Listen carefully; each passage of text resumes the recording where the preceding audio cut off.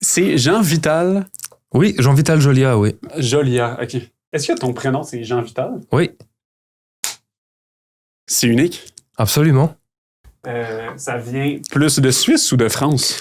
Non, en fait, mon père est suisse et c'est plus lui qui m'a donné ce prénom-là parce que le prénom Vital était très réputé dans ma région du Jura en Suisse. Pas Ok. le Jura français vers Grenoble, là, plus le Jura suisse, donc dans le nord de la Suisse. Ok. Pas loin de l'Alsace d'ailleurs où je suis né. Oui, Donc c'est un peu ça l'histoire de Jean Vital. Ma mère voulait m'appeler Jean David, mais mon père, il a insisté en disant non, je veux un Jean Vital. Donc c'est un peu ça l'histoire de mon prénom un peu atypique, là, on va dire. En France, est-ce que c'est encore le cas que les prénoms composés sont considérés soit vieillots ou un peu monarchiques? Ou riches ou bourgeois, en fait, devrais-je dire? Ah, c'est une bonne question. Parce que, tu vois, moi, mon nom, c'est Marc-Olivier. Ouais. C'est Marco sur les réseaux sociaux. Puis j'avais rencontré des Français, puis ils s'attendaient à voir un peu un vieux bonhomme ou quelqu'un quand même un peu de la bourgeoisie, comme si, historiquement, c'était associé à ça. Mais c'est une bonne question, Marco, mais je pense que ça se perd en France, les prénoms composés. Il fut un temps, c'était à la mode. Par contre, au Québec, je pense que il y en a quand même beaucoup. Oui. Tu sais, des Jean-Pierre, des Jean-Luc, des Marc-Olivier, des Georges-Pierre, il y a beaucoup de prénoms composés, mais ça fait aussi partie de l'histoire du Québec, là. Ah oui? Je pense, c'est parce que, en tout cas, je dis ça, mais en tout cas, je dis l'histoire du Québec, mais ce que je veux dire, c'est que, non, je reformule un peu. Ce que je voulais plutôt dire, c'est plus, que c'est culturel. C'est culturel, voilà. Merci. Okay, c'est pas, voilà, c'est culturel, voilà, absolument. Mais je me suis dit, peut-être que tu sais quelque chose que non, absolument. Non, t'as eu le mot juste, Marco. C'est culturel. Puis surtout que, même dans les noms de famille aussi. C'est ça, ça existe moins en Europe. C'est que, admettons, quand il y a un couple puis qu'il y a un enfant, l'enfant, il a quasiment automatiquement le nom du père, à moins qu'il y ait une entente, puis machin, mais niveau loi, c'est souvent le nom du père. Alors qu'ici, c'est souvent les noms, le nom de la maman, du papa. Donc si l'enfant, il a un prénom composé, il a un nom de famille composé. Donc ça fait 4 noms. Et ça, c'est Audrey, la rue Saint-Jacques. Voilà, ça c'est un nom fictif, mais je crois que c'est non, il s'appelle vraiment comme ça. Oui, il s'appelle vraiment Philippe Audrey, la rue Saint-Jacques. Okay. T'es invité au podcast d'ailleurs. C'est ça, il faut que tu viennes. C'est ça. Mais oui.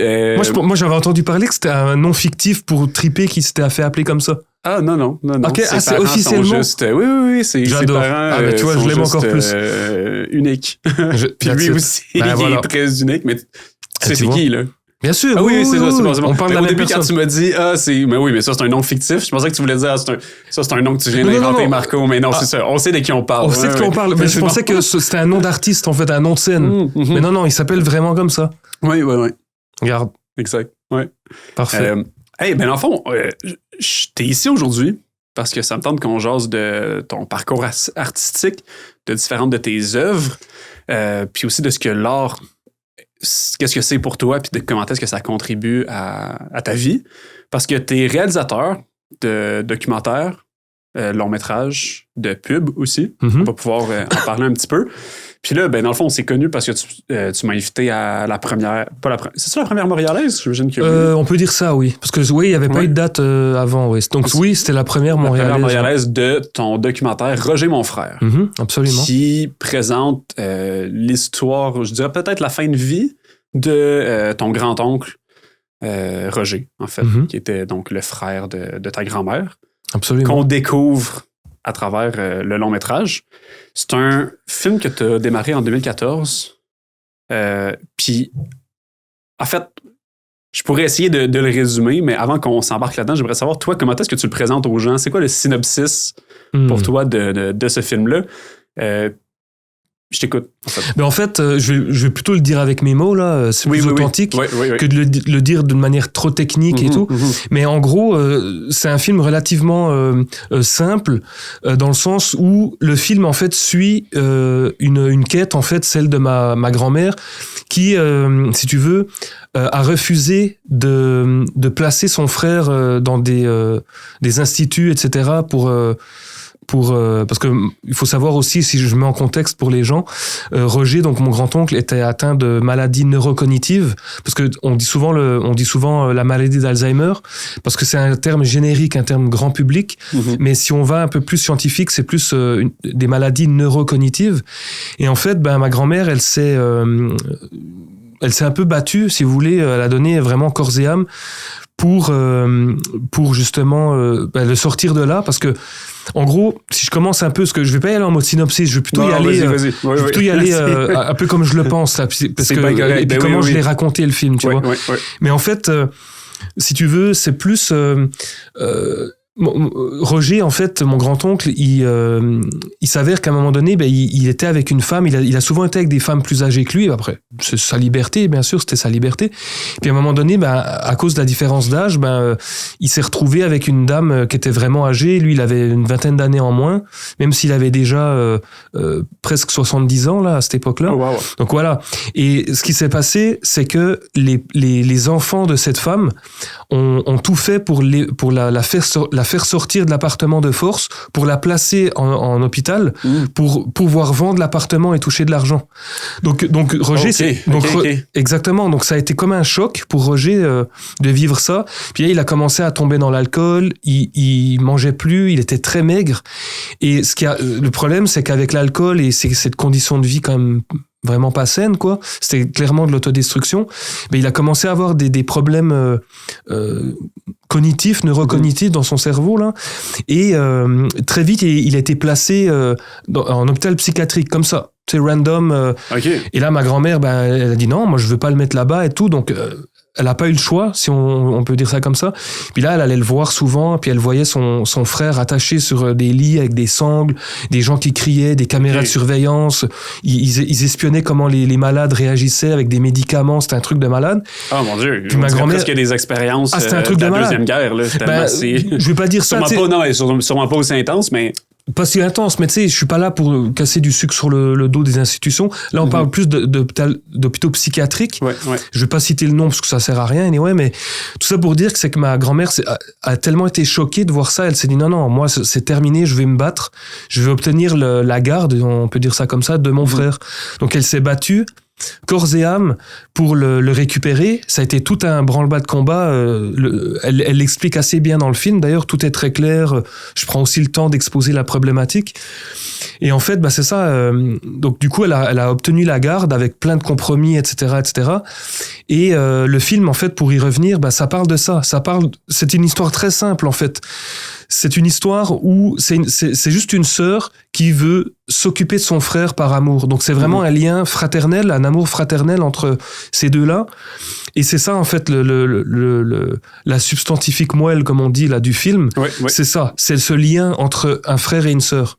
Ce lien d'amour fraternel. Donc ça, c'est vraiment la phrase clé du film. Et évidemment, dans le film, il y a évidemment des sous-thèmes, il y a plein de thèmes. Il y a les liens familiaux, la nostalgie, la maladie, le temps qui passe, l'amour fraternel. Donc je parle beaucoup de ces choses-là aussi. Et voilà, c'est un film vraiment humain, en fait, simple et humain.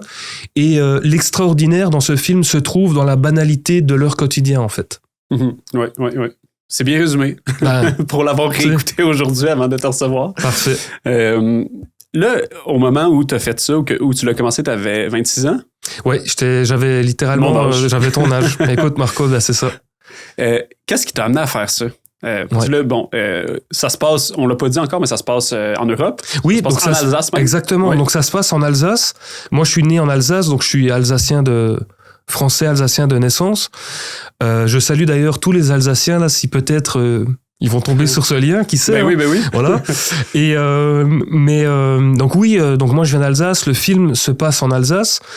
Donc pour répondre à ta question sur comment et pourquoi, etc. Ouais. En fait, la genèse du projet, c'est qu'en fait, en 2014, moi j'étais parti voir ma famille pendant 2 mois. Vu que ça faisait 3 ans que j'étais au Québec, je les avais pas vus depuis un moment, donc je me suis dit tiens, je vais rentrer en Europe pour passer du temps avec eux. Et je voulais passer du temps avec mes grands-parents, mais comme ils vivent dans un petit village et il y a pas grand-chose à faire, je me suis dit je vais passer du temps avec eux, mais il faut que je trouve quelque chose de sympathique pour m'occuper. Puis là, au moment où j'avais demandé à ma grand-mère, je dis, je viendrai vous voir 2 semaines. Elle m'a dit, mais tu peux venir, mais tu sais qu'il y a mon frère qui est là. Puis moi, j'étais au courant de rien à cette époque-là. Donc là, elle commence à m'expliquer. Puis elle me dit, oui, je m'occupe de Roger, mon frère, il est malade, nanana. Puis je fais, ok, mais je lui dis, mais est-ce que je peux quand même venir ou ça va poser problème? Elle me dit, non, tu viens. Puis j'ai dit, puis en fait, c'est un peu ça l'histoire. Puis là, je lui ai dit, mais est-ce que je peux prendre une caméra pour filmer des images de famille, des archives de famille? Elle m'a dit, non, surtout pas. Si tu viens avec un appareil, parce que pour ma grand-mère, une caméra, c'est un appareil. Oui, donc voilà, dans son vocabulaire, l'appareil, tu vois. Elle m'a dit, non, ça va l'effrayer, ça va le rappeler l'hôpital psychiatrique. Parce que il faut savoir qu'il était attaché sur un lit avec des sangles, là, comme on dit, caméra braquée sur lui, bourrage de médicaments, puis c'était vraiment, voilà. Je suis pas là pour parler de ça, mais c'est des méthodes, voilà. Et ça va lui rappeler un mauvais souvenir ou ça va l'ébranler. Exactement. Ou il va se demander t'es qui, pourquoi t'es là. Puis je suis qui, et puis surtout une caméra braquée sur lui, il pourrait penser que c'est un médecin qui l'espionne. Enfin voilà, elle avait quand même peur. Et je l'ai pas mal pris. Je dis écoute, ma grand-mère s'appelle Christiane, mais j'ai toujours appelé mamie, évidemment. Comme mon grand-père s'appelle Joseph, j'ai toujours appelé papy. Et j'ai dit, écoute, mamie, je comprends, il n'y a pas de souci.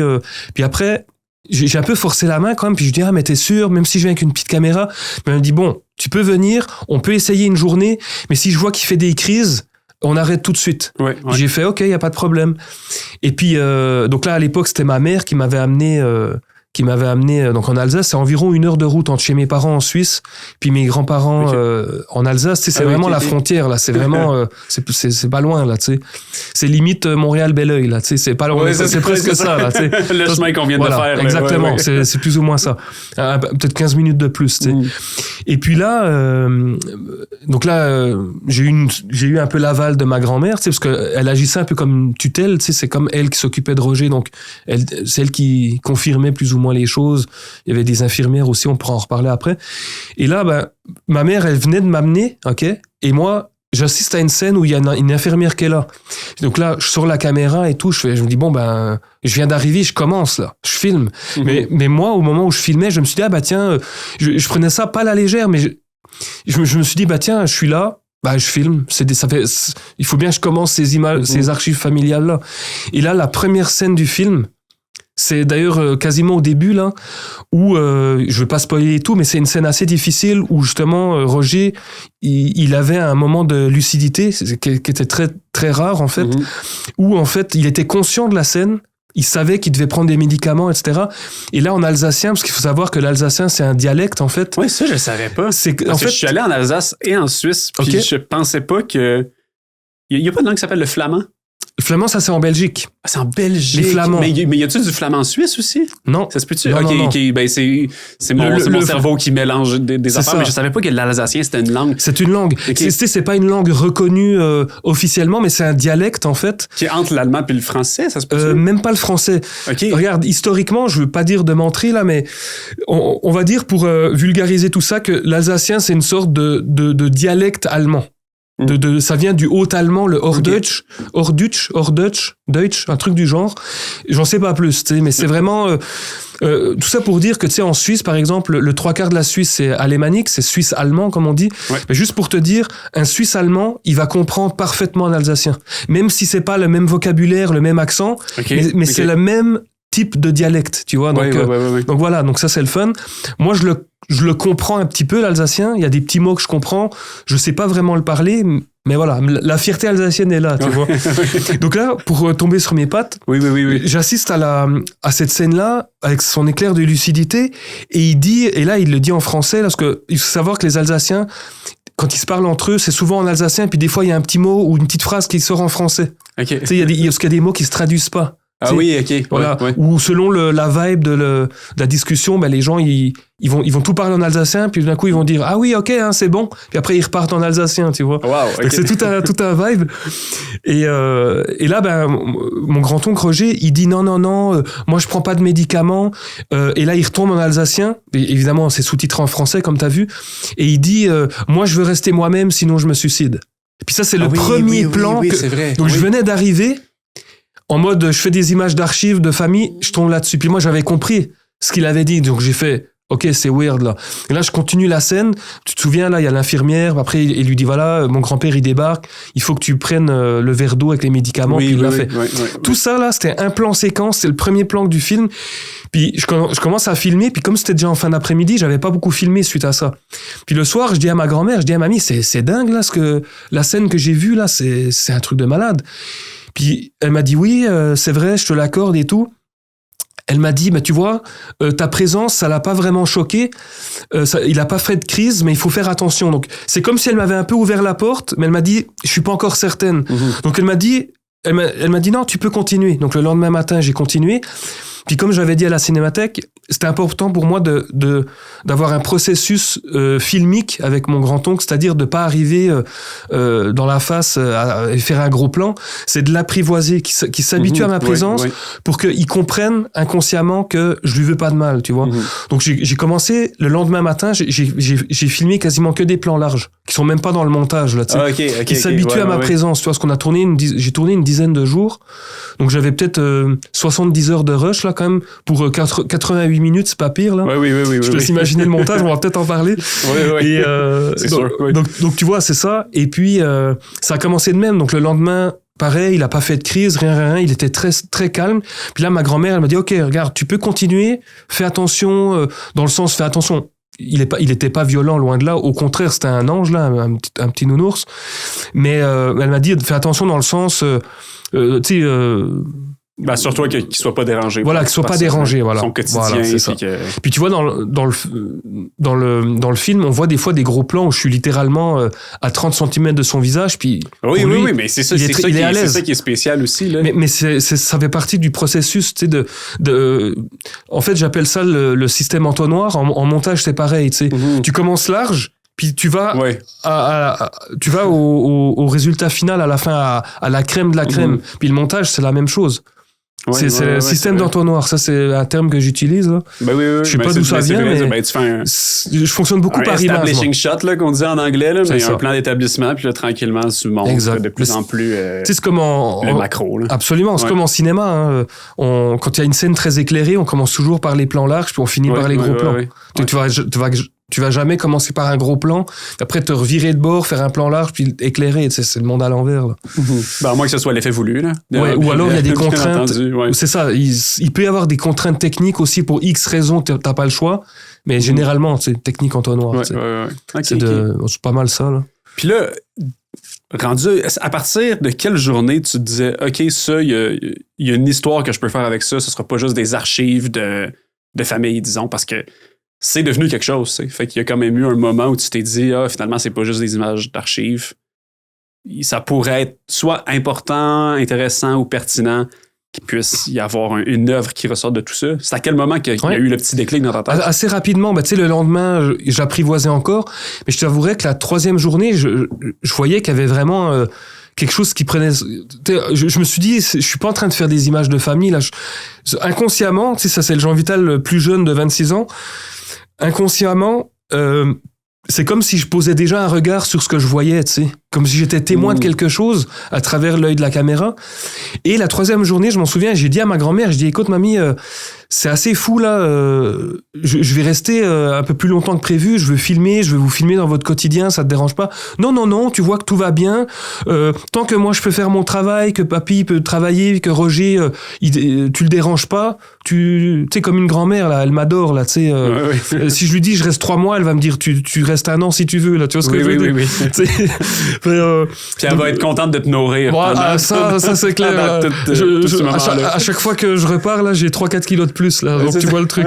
En tout cas, générosité des grands-mamans alsaciennes. Et donc voilà, donc c'est ça. Donc là, je lui dis, écoute, mamie, est-ce que tu serais d'accord qu'on fasse une entrevue de fond? Je vais te poser des questions précises, puis tu me racontes toute la vie, ta vie à toi, le lien que t'as avec Roger et tout. Puis elle m'a dit, il y a pas de problème. Puis comme t'as vu dans le film, elle est hyper à l'aise. Elle a jamais fait ça de sa vie. Hein. Elle est très à l'aise. C'est tellement bon qu'elle raconte la vie, elle raconte des passages de vie, des anecdotes, vraiment comme si la caméra était pas là. Il y a tellement de gens que tu leur mets une caméra, tu fais juste l'allumer, puis aussitôt qu'ils savent qu'il y a quelque chose d'enregistré, là, soudainement, le parler change. Là, on voyait qu'elle cherchait pas ses phrases parce qu'elle parce qu'elle était enregistrée. Non, c'était spontané. C'était une personne super... C'est ça, la spontanéité. Mais je peux aussi en parler, ça c'est plus technique, mais effectivement, donc on a fait une longue entrevue de 2 ou 3 heures, tu vois, donc sur les 3 heures d'audio, ben, on la voit quelques fois à l'image, mais c'est plus de l'audio. Il y a peut-être 30-40 minutes d'audio sur les 2 heures, 2 heures et demie, voire, ouais, non, pas 3 heures, mais c'était au moins 2 heures et demie d'entrevue. Puis évidemment, j'ai pas tout pris, des fois il y avait des trucs trop anecdotiques, mais tu vois, oui, elle est spontanée, mais il y a eu aussi un très grand montage dialogue, en fait. C'est-à-dire que des fois, il y a des des pi, donc moi, j'ai tout enlevé pour cleaner, pour que le récit soit le plus limpide possible, sans dénaturer son récit, sa narration. Tu sais, j'ai pas coupé des phrases pour aller coller d'autres mots. Ce que je veux dire par là, c'est que j'ai vraiment nettoyé son récit en enlevant les petits bruits de bouche, les machins, ça, il y a eu aussi un travail de mixage.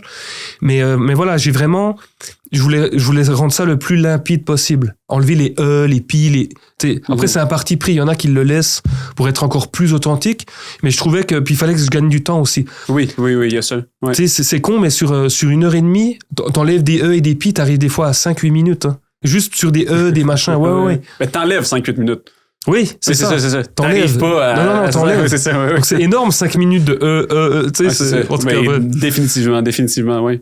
Puis ça me tente qu'on parle un peu de... Là, présentement, l'œuvre n'est pas disponible pour être vue par tout le monde, dans le sens qu'il y a un lien vidéo, mais il faut avoir un mot de passe pour y avoir Exactement, accès. C'est ça, ouais.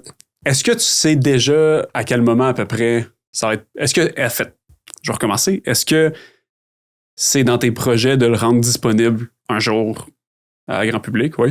Oui, absolument. En fait, j'ai déjà fait des démarches auprès d'une plateforme qui s'appelle Film Hub, qui ont accepté le film. Donc maintenant, il faut voir comment ça se passe. J'ai aussi soumis l'œuvre à Télé-Québec le 12 décembre dernier pour essayer de le proposer, ne serait-ce qu'une semaine sur leur plateforme ou un truc du genre. Je les ai d'ailleurs relancés cette semaine, là, pas plus tard que hier ou avant-hier, via Facebook, là, ils m'ont donné le bon courriel. Donc j'attends des nouvelles, ça serait vraiment honorable de leur part, là. Et puis je voulais savoir juste parce que là on en parle, mais je me dis un jour peut-être que les auditeurs vont vouloir l'écouter. Non, absolument. C'est sûr qu'au moment où il va être disponible, tu me le diras, puis je vais... Absolument, avec grand plaisir. Je vais le partager. Puis l'autre alternative que j'ai aussi, parce que moi j'ai toujours un truc dans mon chapeau, là, j'ai toujours des plans B, des plans C, c'est que si, admettons, ça ne fonctionne pas pour X raisons, là, il y a tellement de films, tellement de demandes, évidemment, j'ai peut-être le projet de le proposer en vidéo à la demande via mon Vimeo. Ah oui, ok. Donc ça veut dire que je pourrais le mettre pour une somme de $5 ou peut-être même pas $10, parce que moi mon but c'est de partager le film un maximum. Et ce qui est bien avec Vimeo, eux ils prennent 10%, 90% pour l'auteur, donc ça c'est bien. Voilà. Et puis donc ça serait l'alternative, mais quand, ça je ne sais pas. Là je peux pas en parler, je peux vraiment pas en parler, pardon. Mais il y a déjà 1 à 2 dates sur la rive sud au mois de mai. Mais j'en ai déjà trop dit, tu vois. Donc je comprends. On doit attendre, je dois attendre des nouvelles au mois de février, puis ça va me faire plaisir de partager cette belle nouvelle-là. En tout cas, le film va être projeté dans un des cinémas de la rive sud de Montréal, donc c'est très vaste. Je ne divulgue rien. Voilà. C'est bien correct. J'en ai déjà trop dit. Donc, mais bref, c'était surtout pour faire savoir qu'éventuellement, ça sera disponible pour que les gens qui absolument, nous écoutent c'est mon but, se dire, bien sûr. Est-ce que j'écoute quelque chose, mais dans le fond, ça sera jamais disponible. Non, absolument. Ce qui peut être le cas. Donc, je voulais au moins mettre ça de côté parce que ça me tente qu'on parle un peu de Roger, parce que tu m'as partagé des choses par rapport à lui, justement, le soir de la Cinémathèque. Là. Tu m'as dit qu'à un moment donné, il t'a comme regardé, il y a eu un moment de lucidité, puis il t'a dit quelque chose comme t'as pas mieux à faire. Ouais, c'est ça. Dans le fond. Ça, c'était incroyable. Finalement. Ça, c'était magique. Ça, je l'ai pas mis dans le montage, bien sûr, mais c'est une anecdote que j'ai quasiment dit à chaque représentation, parce qu'en octobre dernier, j'étais en Suisse et en France pour une 20aine de dates en présentiel. Puis après, il y a un cinéma qui a accepté de le diffuser plusieurs fois. Donc, en tout, il y a une 30aine de projections.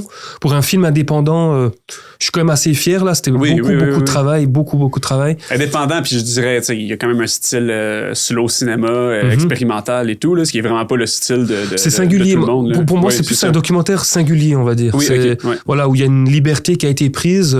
Je voulais pas m'enfermer dans un type de documentaire. C'est parce que là, on rentre un peu dans la technicalité, mais moi, je pars du principe que c'est pas parce que tu fais un documentaire que tu peux pas soigner l'image l'étalonnage comme une fiction. Puis souvent, tu sais, moi je suis un grand spectateur de documentaires. Puis des fois, je vois des grands documentaires subventionnés, machin. Puis je me dis, mais l'image est pas si belle. Tu sais, t'aurais pu pousser un peu les couleurs, machin. Donc je sais pas si c'est un code ou comme ça, mais moi je trouve que c'est ça. C'est pas parce que pour moi, déjà le documentaire, c'est un terme laid. Tu sais, moi j'appelle ça le cinéma du réel. C'est tellement plus beau. Juste dans la bouche de dire cinéma du réel. C'est magnifique. C'est poétique. Documentaire. Tu sais, un documentaire, on dirait un papier que tu mets dans un tiroir. Tu sais, c'est un documentaire. Tu sais. Oui, c'est un document. C'est laid. Tu sais, documentaire. Donc cinéma du réel, tu vois. Donc mon point, c'est que. Puis là d'ailleurs, je finalise au mois de mars, avril, mon 2e long métrage. Tout est terminé, montage, étalonnage, etc. Il dure 84 minutes. Ouais, c'est ça. 84 minutes. Et donc ouais, c'est ça. Et en fait, avec l'étalonneur, Christophe, on a vraiment poussé un look. Tu sais, il était un peu réticent au début, genre, mais t'es sûr, pour du docu, c'est un peu poussé. Je fais, non, c'est ça ma vision. Puis on a vraiment fait une colo, mais que normalement tu fais pas en docu, tu sais. Ok, ouais. Mais moi, j'aime ça. C'est quoi les règles? C'est quoi qui te l'interdit? Le cinéma, c'est un territoire, c'est un pays, le cinéma, tu vois. Et puis la capitale du cinéma, pour moi, c'est la liberté. Tu vois, donc voilà. Moi, c'est ça mon point de vue. Il n'y a pas de code. Il n'y a pas de code, mais il faut les connaître. Oui, c'est une phrase que j'ai appris. Je suis tellement d'accord avec ça. Oui. Il faut connaître les codes pour savoir si tu les brises, si tu les respectes, si tu veux y adhérer pour plein d'affaires. Justement, tu parles de l'étalonnage, puis c'est un film qui est en noir et blanc, Roger, mon frère. Oui. Qui n'a pas été tourné en noir et blanc, j'imagine. Absolument. L'idée de le mettre en noir et blanc, c'était pour que ce soit un peu intemporel de mémoire, c'est ça? Absolument, oui. Toi, ça, c'est une question, j'étais content parce que ce soit la Cinémathèque ou durant la tournée québécoise, parce qu'il y a eu une petite tournée québécoise dans les cinémas RGFM, sur la rive sud, donc Belleuil, Drummondville, Sorel, etc. Et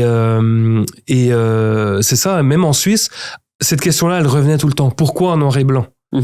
Et en fait, moi, à la base, j'ai plusieurs réponses à cette question.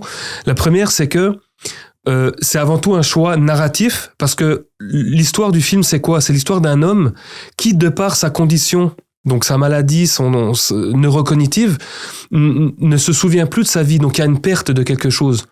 Et donc il y a une perte de sa vie antérieure, il y a une perte des souvenirs. Et dans le mot perte, dans le mot perte et dans le souvenir, pour moi, ça m'évoquait le noir et blanc. Donc je me suis dit, en mettant une image en noir et blanc, on donne au spectateur une certaine perception de Roger sur sa propre psyché. Donc il y avait ça de 1. De 2, effectivement, le noir et blanc, la grande force du noir et blanc, c'est que c'est intemporel. Je sais que dans 10 ans, je vais regarder ce film et je vais me dire, ok, ça a bien vieilli avec le grain et tout, c'est bon, là, c'est intemporel. Même la photographie des grands maîtres photographes, là, toutes les photos en noir et blanc traversent le temps, c'est connu. La couleur, on dit souvent, tiens, maintenant c'est délavé, là c'est plus trop ça, le noir et blanc, c'est toujours classe, c'est toujours premium. Les teintes des couleurs changent dépendamment du modèle de caméra aussi. Absolument. Puis la dernière... modes. Les modes, comme tu dis. Puis le dernier point, Marco, c'est de ma réponse, c'est que l'avantage du noir et blanc, c'est que ça m'a permis ici de focusser sur les visages, sur les humains. Et je voulais pas que le spectateur il soit perturbé par une couleur dans un champ, dans le champ d'une, dans le background de l'image là, dans le fond de l'image. Tiens, ici on voit un panier de pommes rouge pétant. Puis non, je voulais qu'on regarde les visages en fait. Puis ça, j'ai eu l'idée, enfin pas l'idée, mais la grosse influence, évidemment le film Parasite. Je sais pas, j'ai l'impression qu'il y a pas beaucoup de gens qui sont au courant, mais le nom du réalisateur m'échappe là, désolé. Mais il a fait une vision Director's Cut en noir et blanc. Ah ouais? Oui. Okay. Et moi, j'ai vu la version noir et blanc et je l'ai préférée justement. Et lui, il expliquait, et c'est ça en fait qui m'a influencé, il expliquait que dans la vision en noir et blanc, la tension était encore plus visible sur les visages. Puis quand j'ai entendu ça en entrevue, j'ai fait... Ah ouais, parce qu'à l'époque, quand j'avais vu ça, évidemment, je savais que mon film était déjà en noir et blanc. Même quand je l'ai monté, je mettais un filtre noir et blanc. Donc, je le montais même en noir et blanc, tu vois. Donc, quand j'ai entendu ça de sa part, ça m'a conforté davantage dans mon choix, tu vois. Oui. Mais à la base, le choix numéro 1, c'est vraiment de donner un code au spectateur en mode lisez ce film avec une perte de quelque chose comme Roger qui a une perte de souvenirs, tu vois. Puis l'image aussi est très granuleuse avec Marc Boucroux là, l'étalonneur. Je me demandais c'était fait exprès aussi. Le noir et blanc, le grain, je veux dire. Le grain, il a un sens, comme j'avais dit à la Cinémathèque, il a un sens narratif parce que je disais à Marc Boucroux là, d'ailleurs j'ai eu beaucoup de chance de travailler avec lui, c'est quelqu'un de très généreux, très gentil, puis il est mondialement connu. C'est lui qui fait l'étalonnage des films de Gaspard Noé, entre autres là. Ah oui, ok. Irréversible, Vortex, Enter the Void. Enfin, c'est quelqu'un que j'aime beaucoup là. En tout cas. Salut Marc. et puis oui, donc le grain, et je disais à Marc, non, je veux pousser du grain, je veux vraiment que le grain soit très visible, parce que ce grain-là, je voulais qu'il symbolise le cerveau de Roger. Comme un parasite qui gruge l'image, tu sais, un parasite qui est là tout le long. Donc pour moi c'était clair, c'était évident dans ma vision, c'était noir et blanc, t'as la perte de souvenirs, tu donnes une perception de la psyché de Roger à travers l'enlèvement de la couleur là, la suppression de la couleur, et en rajoutant ce grain parasitaire en fait, je voulais symboliser en fait son cerveau en fait. Ouais, qui devient un peu fuzzy, j'imagine. Exactement. Avec le temps. Puis, donc j'ai réalisé que c'était définitivement un choix artistique là, conscient, parce que au début t'as du grain dans les scènes à l'intérieur, fait que je me dis ok, c'est moins éclairé, fait que le grain ça se peut qu'il ressorte à cause de ça, puis là t'as des plans au grand jour. Là, pour ceux qui connaissent pas beaucoup les caméras, je veux dire, quand tu filmes puis qu'il y a assez de lumière, il y a pas de grain qui apparaît. Là, je me disais, mon Dieu, c'est vraiment... non, on l'a rajouté en post-prod. C'est vraiment unique, là, ouais, c'est ça. C'est beaucoup de grains, là. Ouais, beaucoup. C'est pas non plus granuleux puis on voit rien, là, tu sais. Mais je veux dire, c'est présent. C'est présent, c'est imprégné, là. C'est ça. Puis vraiment, dans tous les plans, justement, ils n'ont pas... c'est là que j'ai comme compris, OK, le choix est là de le faire. Là. Mais tu vois aussi, le grain, il a une importance narrative, parce que moi, je dis toujours, le fond, c'est la forme. Tu peux pas mettre du grain puis dire, parce que c'est cool. Ça n'a pas de sens. Quand tu fais une œuvre de cinéma, tu peux pas, c'est impossible de faire ça. Chaque élément visible ou audible dans une œuvre de cinéma, elle a un sens. Il faut qu'elle ait un sens. Elle peut pas être faite gratuitement. Donc là, mon grain, en fait, ce grain-là, il a vraiment ce sens narratif-là. C'est de transmettre un peu l'image du cerveau malade, en fait, en perte de couleur, de souvenirs, de vie antérieure. Puis c'est ça, un cerveau parasité par la maladie neurocognitive, quoi. Oui. Ouais, je comprends. Tu vois, mais toi, un exemple, mon prochain film là, qui s'appelle Willy MTL, artiste contre l'ordre moral, ou l'homme qui ne croyait pas en Dieu et qui peignait Jésus. Tout ça, c'est le long titre du film. Ben, en fait, je suivais un artiste peintre français qui a vécu à Montréal. Je vais pas en parler trop, c'est pas le but là, mais lui, clairement, il avait, je pense, des problèmes de santé mentale et tout. Donc là aussi, avec Christophe en colo, moi, je suis un grand fan de grain aussi, mais à utiliser par parcimonie, mais Roger, on l'a foncé parce que... aucune parcimonie. Non, aucune, parce qu'il avait une place narrative. Oui, c'est ça. Oui. Alors que là, sur ce projet-là, avec Willy, pour moi, le grain ici symbolise plus la maladie mentale ou le trouble aussi. Le trouble de la personnalité. Ouais, c'est tu ça. vois? Parce qu'il avait... Tu sais, lui, en fait... Il disait lui-même qu'il était un néologiste, dans le sens que un néologiste, c'est quoi? C'est des gens qui inventent des noms, des mots, tu vois. Et lui, il disait, je ne suis pas bipolaire, je suis tripolaire. Et selon lui, dans sa psyché à lui, mais c'était un être fabuleux, il disait, j'ai un troisième pôle intérieur qui régule les deux autres. Wow. Donc c'est juste pour vous teaser le film. C'est un film qu'on a tourné, c'est un film complètement atypique, parce qu'on l'a tourné en 3 jours. C'était un truc de fou. À la base, je voulais faire un film de 12 minutes, un portrait. Puis il est parti sur une planète. Il a été tellement généreux, Willy, Guillaume. Et puis Willy, c'est en anglais là. Oui, il se fait appeler Willy.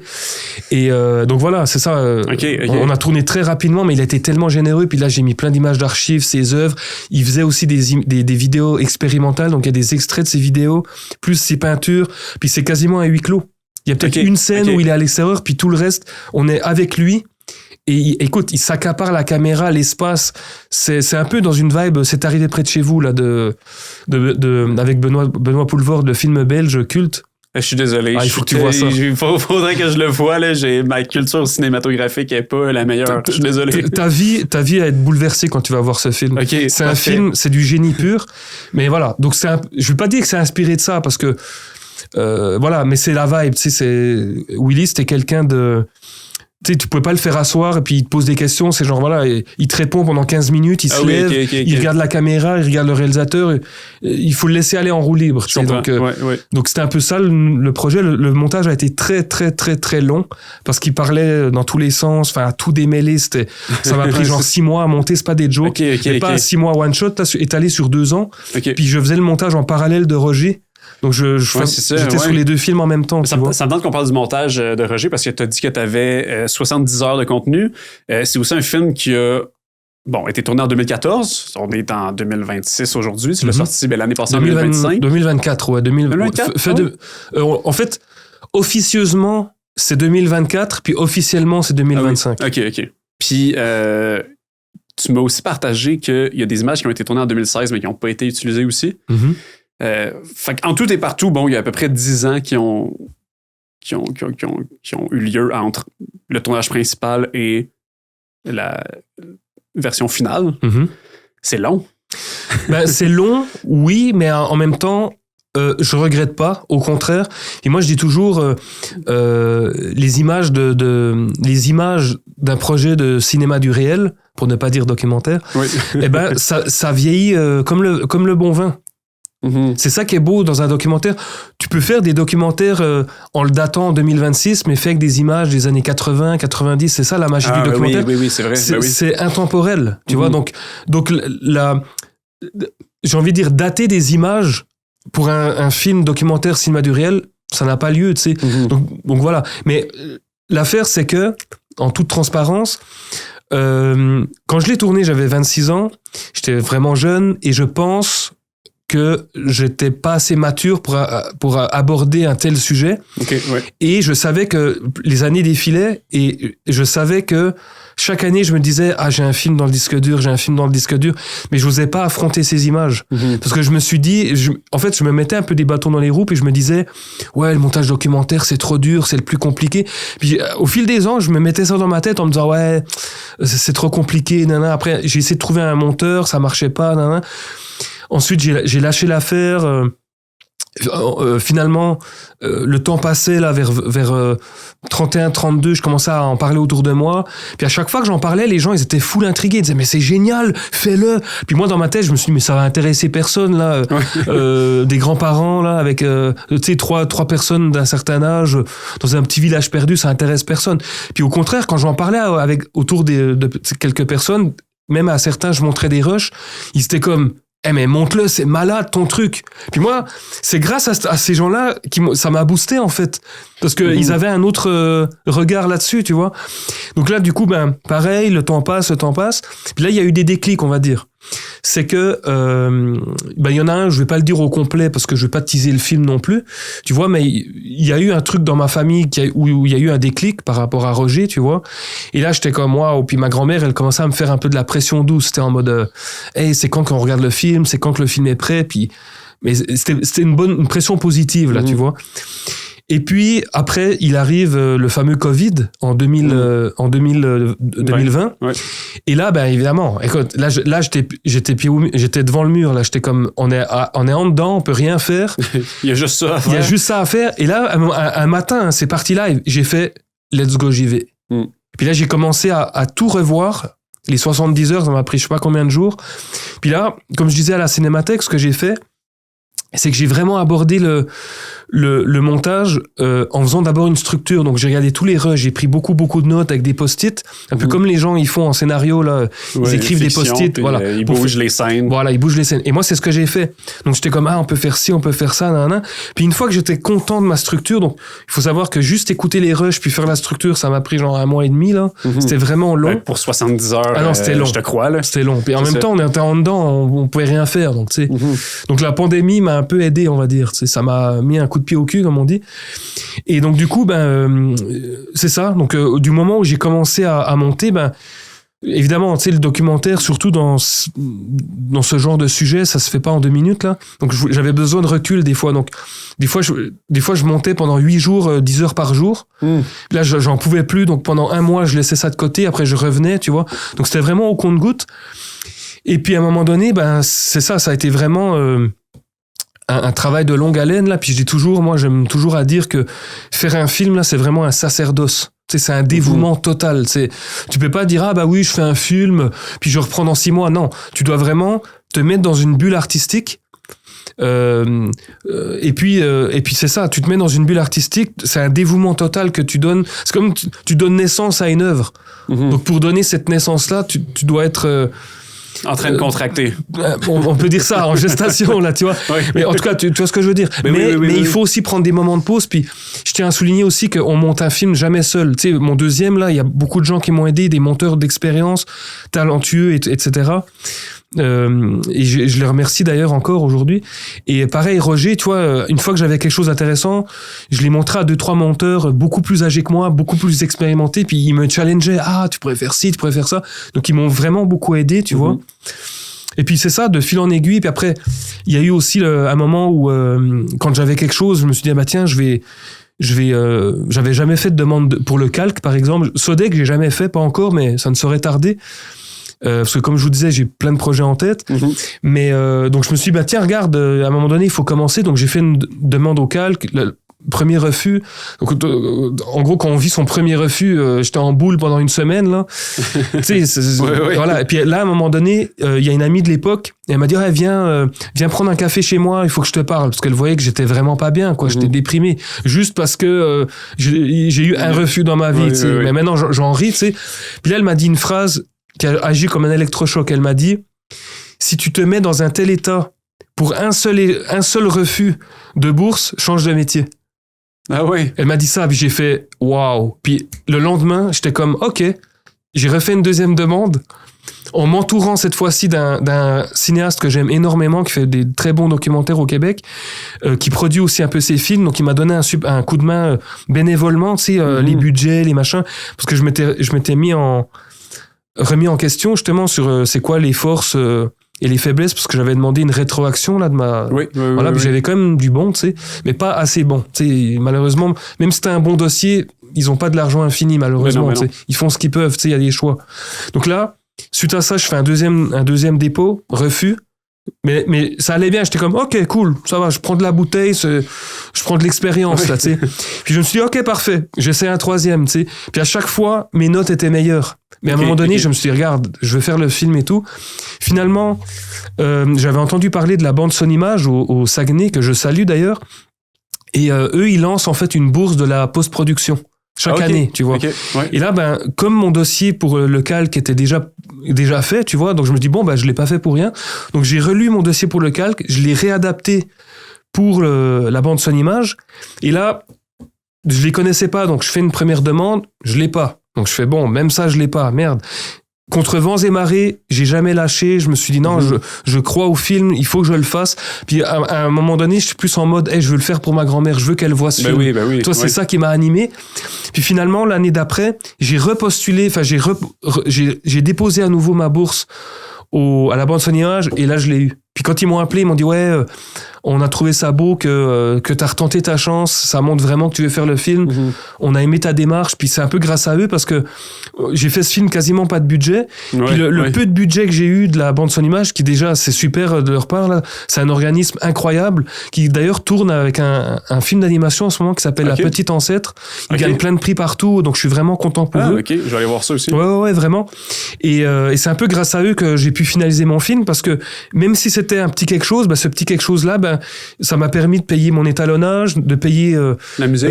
La musique. C'est Julien Racine aussi, que je salue, qui a fait un travail incroyable sur la conception sonore, le mixage, la musique. Il a vraiment fait, c'est lui le boss, qui signe vraiment la bande son, la bande sonore, la création sonore du film. Tu vois, moi j'ai fait la prise de son évidemment, mais il y avait tout un gros nettoyage de post-prod, un peu de travail de l'ombre.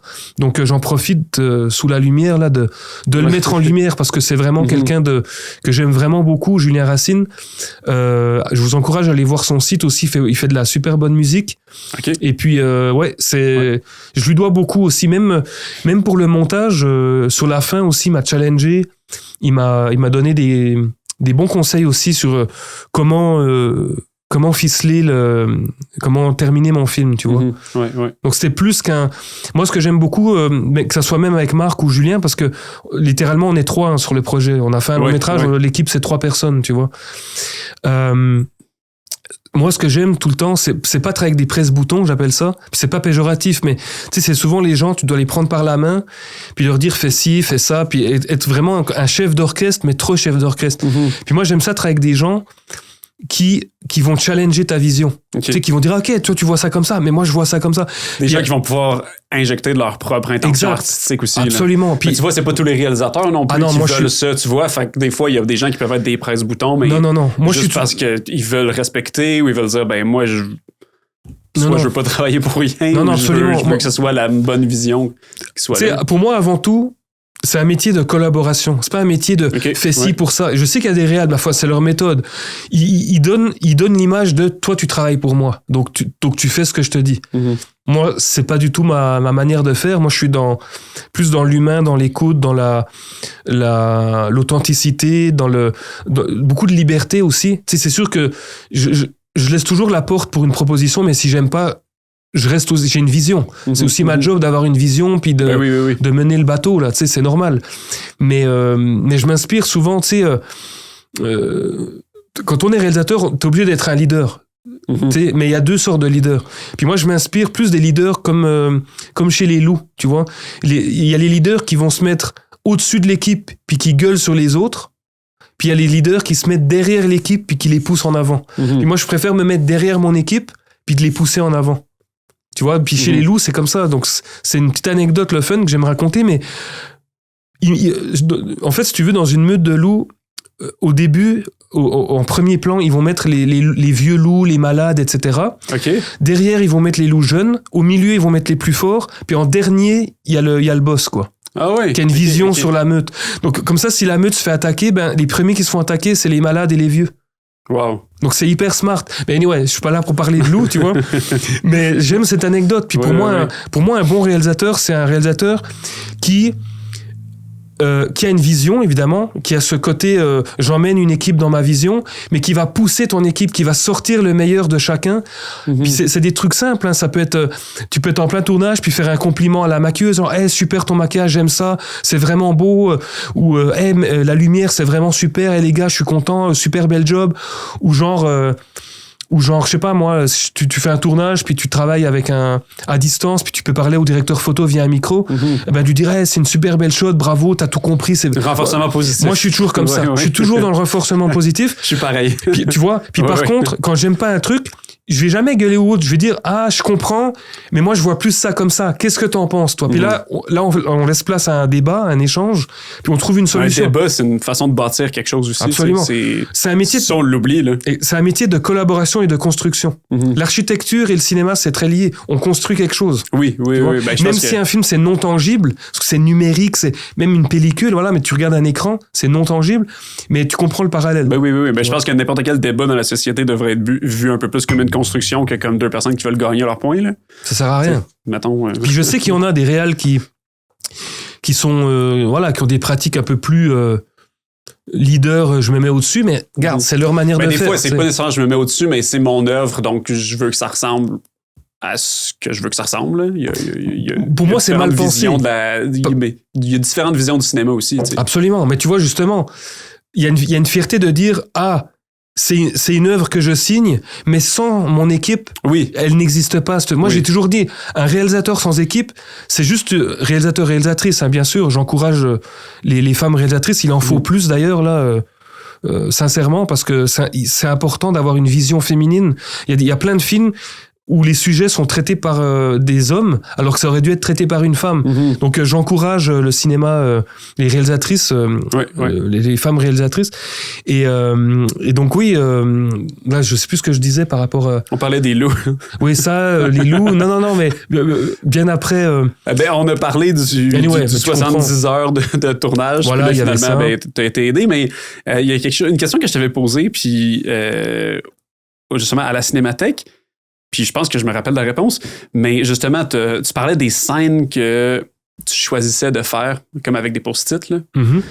Puis au final, dans la finale dans le film final, je pense que la majorité des scènes sont dans l'ordre chronologique que les événements se sont passés. Ça se peut-tu?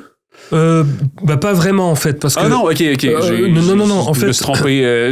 Ma mémoire fait défaut. Non, mais en fait ta question, si je comprends bien, c'est si l'ordre du tournage c'est l'ordre du montage. Oui, c'est ça. Non, pas vraiment. Non, bien sûr que non. Ok, mais j'étais pas sûr. Okay. Non, c'est sûr que le film, il est singulier, mais il est quand même assez linéaire dans le sens où, en tout cas, il est linéaire à l'image, mais parce que ça aussi, je vais en parler. Pour moi, c'est un film qui se regarde et qui s'écoute. Il y a une petite nuance, mais effectivement, à l'image, qu'est-ce qu'on voit? On voit des scènes quotidiennes, on voit les jours qui s'égrènent, qui défilent en fait, tu vois.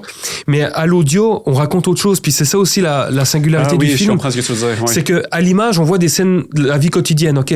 Mais moi, j'ai utilisé la force de l'audio, la force du son, parce que je suis un réalisateur qui accorde beaucoup d'importance au son. Pour moi, des fois, le son est même plus important que l'image. On peut faire un film sans image, juste avec du son. Mm-hmm. Tu racontes un film sonore au cinéma sur un fond noir. Pour moi, c'est un film, tu vois. Mm-hmm. Mais bref, parce que le son, c'est l'imaginaire. Ce balado, mais peu importe. Ouais, voilà, mais aussi un balado. Oui, il y a du balado documentaire, il y a du balado de fiction aussi, donc oui. Absolument, tu vois. Puis moi, je dis tout le temps, l'image, c'est la tête, puis le son, c'est le cœur. Tu sais, moi, je vois ça comme ça. Tu vois.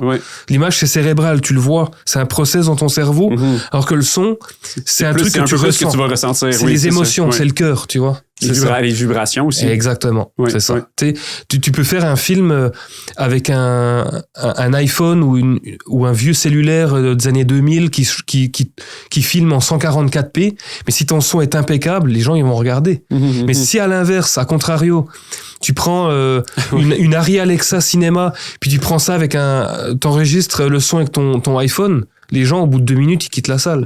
Donc ça prouve bien que ce qui fait vibrer les gens, c'est le son. Le son, il faut le soigner, il faut en prendre soin. Il y a pas que l'image, c'est important l'image, mais pour moi le son, personnellement, c'est 60% le son, 40% l'image. Le cinéma, c'est ça pour moi. Je comprends. Après, ça reste ma vision, tu sais. Oui. Mais là, je m'éparpille un peu, on parlait de plein d'affaires. Là, je me demandais si c'était chronologique. L'ordre chronologique, voilà. Donc, on peut dire, si tu veux, c'est sûr que chronologiquement, je voulais montrer à travers le film que oui, il y a un quotidien qui défile. Ça, c'est certes, c'est vrai. Mais je t'avoue que dans certaines scènes, c'est pas l'ordre du tournage. Tu sais, des fois, je donne l'impression que. Mais des fois, il y a une scène, je sais pas moi, en plein milieu du film ça se trouve, je l'ai tourné au début du tournage. Tu sais.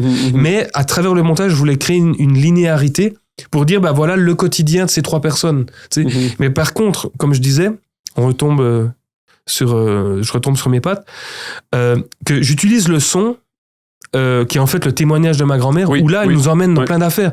Elle parle que, le matin, il se lève à 8h, puis 20 minutes après, elle va te parler d'un truc qu'elle a vécu quand elle était petite avec lui. Donc au son, à travers le témoignage de ma grand-mère, j'emmène le spectateur, je fais une sorte de va-et-vient, et qui est voulu d'ailleurs pour casser la linéarité, avec des anecdotes du passé, du présent, ou des choses comme ça. Donc j'utilise le son pour la temporalité, mais à l'image, effectivement, comme tu le dis, mon but, c'était de créer un quotidien qui a été construit. Tu sais, on parle de documentaire, de cinéma du réel, mais ça aussi, je voulais t'en parler. Le montage, je l'ai imaginé, comme je disais à la Cinémathèque, je l'ai imaginé comme un montage de fiction. Au début, il faut montrer les spectacles. Ok, au début, c'est quoi? On est où? C'est qui qu'on filme? C'est quoi la problématique? Ensuite, tu développes ta problématique. Donc, je l'ai vraiment... Tu sais, oui, c'est sûr que mon film, d'une certaine manière, je déteste ce mot, mais il est romancé dans le sens où il est structuré, on raconte une histoire, voilà. Il était une fois, ces 3-là, puis un jour... mais veux pas, je pense que la majorité des œuvres, c'est une histoire quelconque, là, même documentaire, même si... c'est ça. Aussitôt qu'il y a une entrevue, là.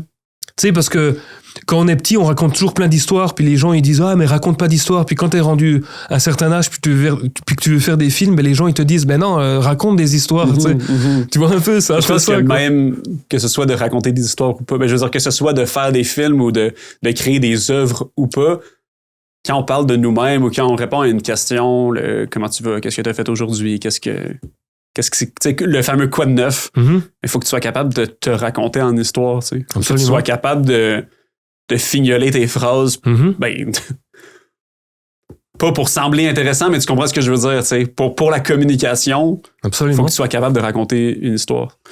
Mais nous sommes histoire. Ben oui, c'est ça. T'es une histoire, je suis une histoire. C'est l'histoire humaine. Ce lieu même a une histoire. Tout, En fait, on est entouré d'histoire. Tout est histoire, en fait. Je trouve ça intéressant la façon que tu as abordé l'entrevue avec ta grand-mère dans le film, parce que tu le dis, c'est des histoires soit quand ils étaient petits, des histoires récentes ou quoi que ce soit, mais étant donné que Roger discute pas ou discute très très peu, on dirait presque que même si c'est les paroles de ta grand-mère et la voix de ta grand-mère, on peut s'imaginer que c'est lui qui pense à ça. Absolument. Tu sais ce que je veux dire? Oui, c'est comme si elle parlait pour lui, quoi. C'est ça, mais comme s'il est tellement silencieux que tu le vois lui, mais tu entends la voix de ta grand-mère, mais tu te dis, c'est peut-être plein de choses qui peuvent se dérouler présentement dans sa tête, autant ce qui s'est passé ce matin que le souvenir de quand il était gamin.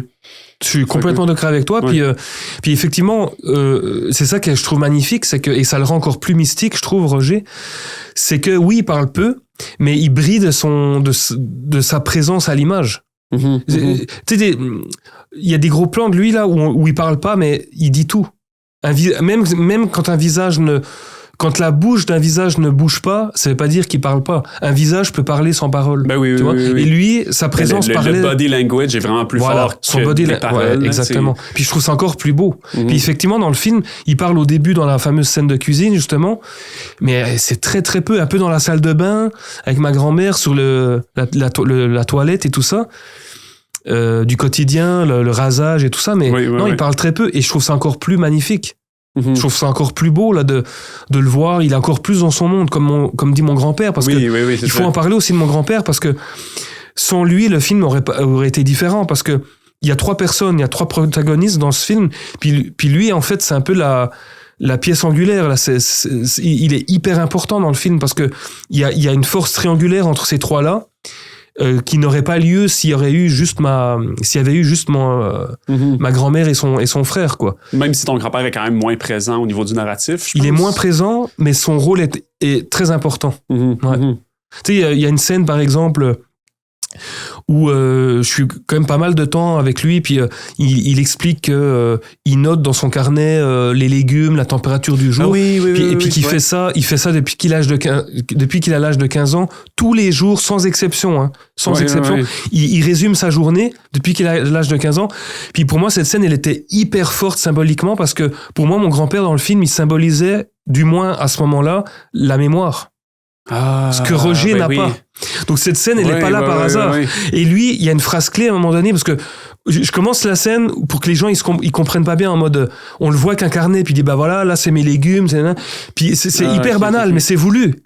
J'amène le spectateur, je le prépare en fait, parce que si j'avais dit si j'avais montré tout de suite mon grand-père, bah voilà, je note parce que c'est ma mémoire. Non, donc je voulais builder le truc. Donc là j'ai commencé par ça, bah voilà, j'écris, là j'ai eu des panais, des carottes, des machins. Pour moi c'est anecdotique mais important dans la scène, tu vois. Et là il continue, après il passe c'est des légumes qu'il cultive. Bien sûr, oui, il était horticulteur de métier. Je fais juste c'est ça, le mentionner pour les personnes qui n'ont pas encore. Absolument. Il était horticulteur de métier. Là, il est à la retraite maintenant depuis un certain nombre d'années, mais il est toujours actif. 85 ou 86 ans. Wow. Ce que tu as vu dans le film, il le fait encore. De manière plus slow, là, mais il le fait encore. Il continue de noter tous les jours dans son carnet. Et j'ai une anecdote après, là, tu me rappelleras pour les carnets, mais tu vois, donc pour finir avec cette scène-là, c'est que la deuxième étape de cette scène, c'est il ouvre le tiroir, puis là il parle de coupure de journaux, puis il dit bah voilà, ça c'était ma mère, nanana. Et puis il découpait il le fait encore maintenant, il découpe des articles qu'il collait comme ça pour la mémoire. Et c'est là qu'il arrive à ses carnets, et puis il explique que voilà, depuis qu'il a l'âge de 15 ans, tous les jours il écrit, et puis moi évidemment je posais des questions, mais je les ai coupées les questions. Ça c'est un parti pris, parce que je suis pas le genre de réal. Moi perso, j'aime pas les documentaires où on entend le réalisateur poser la question, ça me sort du film, mais c'est un parti pris. Tu sais, il y a pas une mauvaise manière ou une bonne manière, c'est juste une manière de faire. Tu sais, je respecte absolument, c'est un style, tu sais. Donc moi, je lui ai posé la question, puis je l'ai coupé évidemment au montage. Et là, il dit une phrase qui vient clore la scène, en fait. Il dit tu sais, je le fais pour moi, je ne sais pas si ça sert à quelque chose, mais au moins, ça fait travailler la mémoire. Et cette phrase, elle est clé, elle est primordiale. Ben oui, ok, oui. Et dès qu'il a eu la phrase clé magique, cut, hop, ok, le message est passé, on passe à autre chose.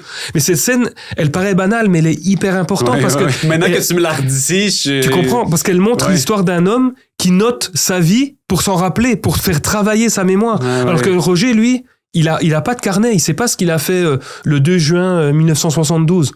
Moi non plus. Mon grand-père, oui. Et puis l'anecdote que je voulais te dire, c'est que j'étais en Alsace là l'automne dernier et je suis tombé, écoute ça, je suis tombé sur l'agenda 1987, l'année de ma naissance. Je suis allé à la journée de ma naissance, il y avait écrit tel temps, Sylvie, donc c'est le nom de ma mère, a eu un petit garçon, Jean Vita, et ça m'a fait un truc de malade de voir mon grand-père, je venais de naître et il avait noté dans le carnet. C'est ta première présence et voilà, sur Terre. J'ai trouvé ça dingue. Tu sais, la phrase qui dit les écrits restent, les paroles s'envolent, c'est un parfait exemple.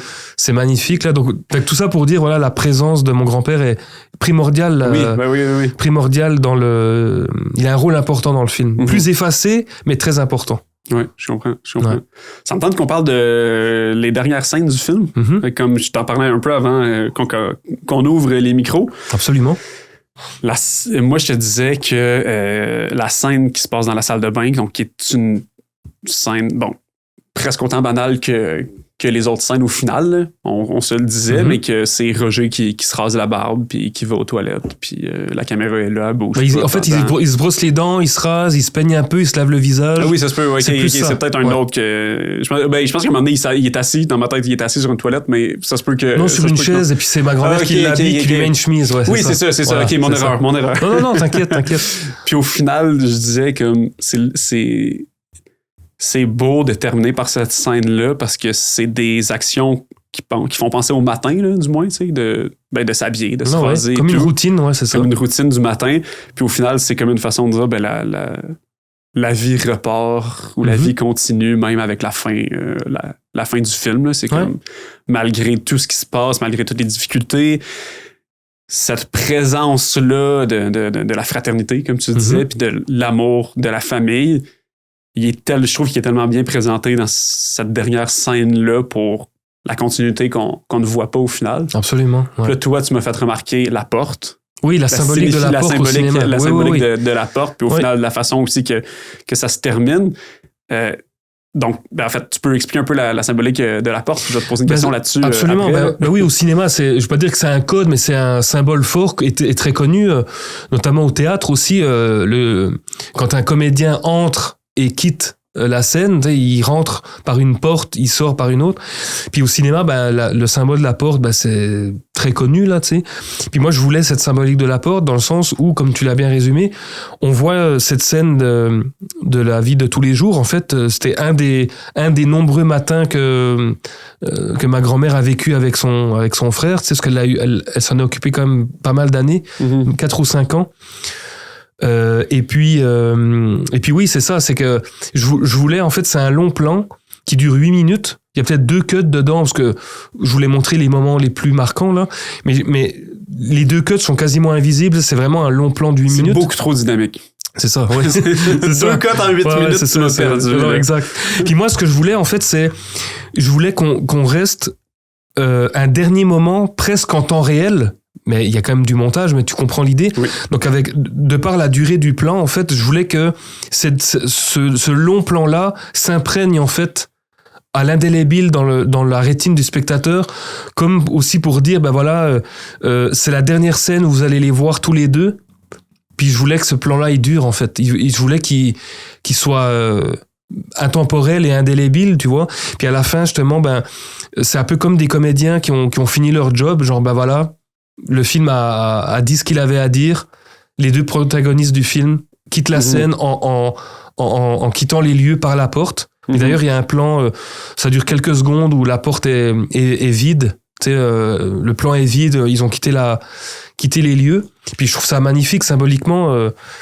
Je suis très content de l'avoir mis à la fin et tout. Mais comme je te dis, quand j'ai eu mon écriture de scène avec les post-it et tout dans la structure, assez vite, j'ai eu cette idée de long plan à la fin et tout. Puis ça, tu vois, je trouve, c'est singulier. Tu sais, c'est pas, on vit dans un monde où tout va vite, machin.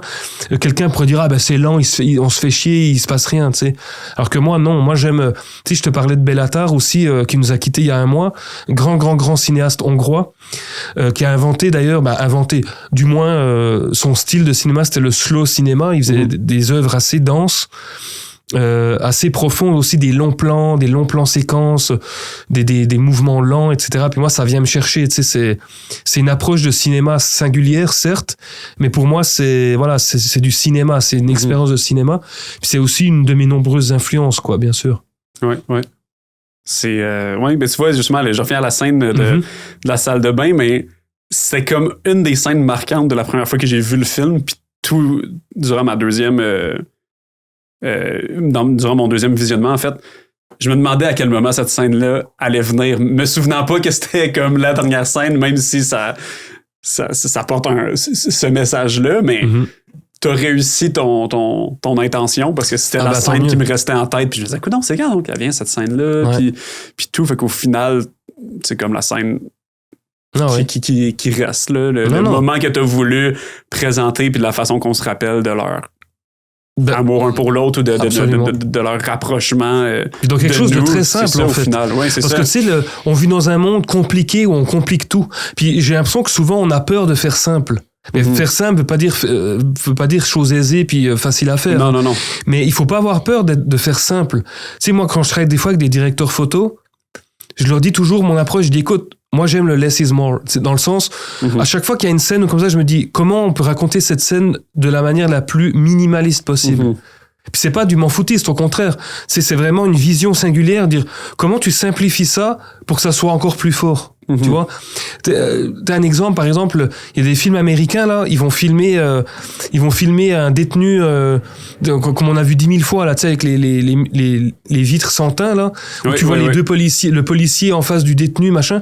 Ben il y a des films américains, ils vont tourner ça pendant 2 semaines avec genre plein d'angles de caméra, des machins et tout. Le montage, ça ressemble à une poutine toute garnie là. Il y a pas de vision. Ben là, ils ont l'argent pour placer des caméras partout éclairées et tout ça. Alors que quand tu prends le cinéma coréen, par exemple, qui pour moi, ils ont le vent dans les voiles depuis Parasite et même avant, tu vois, mais depuis encore plus, tu vois, eux, ils ont vraiment cette pureté-là. Dans le sens que, il y a des films là, je crois que c'est Memories of Murder, qui est un des plus grands films coréens. Je sais plus le nom coréen là, mais tu vois ce que je veux dire. Et là, il y a vraiment une vision de la mise en scène. Et faire juste un plan, c'est pas être m'en foutiste, c'est avoir une vision. Puis dans un plan, tu peux faire plusieurs plans. Tu sais, tu peux jouer avec la profondeur et tout. Oui. Puis là, je fais référence à un plan précis, mais je sais plus quel film c'est. C'est un film coréen où en fait le réalisateur, il a eu l'intelligence extrême de faire un seul plan, un plan moyen, mais de mettre des layers dans le plan. C'est-à-dire qu'au début, tu vois 2 personnes qui parlent. En arrière, il y a 2 autres personnes. Puis encore en arrière, il y a un truc louche qui se parle. Donc du coup, il y a une tension narrative qui se crée avec la première, la deuxième et la troisième couche dans le même plan. Puis le découpage, c'est ça. Est-ce que le focus change? Je crois, oui, des fois, il y a des changements de focus. Puis le plan, il dure genre 5 minutes. Pour moi, c'est du cinéma, ça. C'est pas avoir plein d'éclairage, plein d'argent, mettre 19 caméras, plein d'angles, puis t'arrives au montage, puis t'es comme, ça marche pas. Tu sais, je m'excuse, donc c'est pas du cinéma. Après, tu peux faire un film, c'est pas de souci, mais pour moi, c'est un manque de vision. Quand tu mets des caméras partout, puis t'ouvres la lumière partout. Non. Tu sais, moi, j'ai toujours dit, les bons directeurs photo, là, avec qui je travaille souvent, ils me connaissent, ils le savent. Un bon directeur photo, pour moi, c'est pas quelqu'un qui connaît tous les éclairages, les machins, les bidules, les câblages. Pour moi, un bon directeur photo, il est capable de te faire une belle image avec de la lumière naturelle. Puis je trouve que la plus belle des lumières, c'est la lumière de la nature. Moi, j'aime travailler de manière organique. J'aime pas quand il y a des gros sets, des machins. Je l'ai vécu, bien sûr, hein, et c'est toujours une belle expérience. Moi, j'adore triper sur des expériences.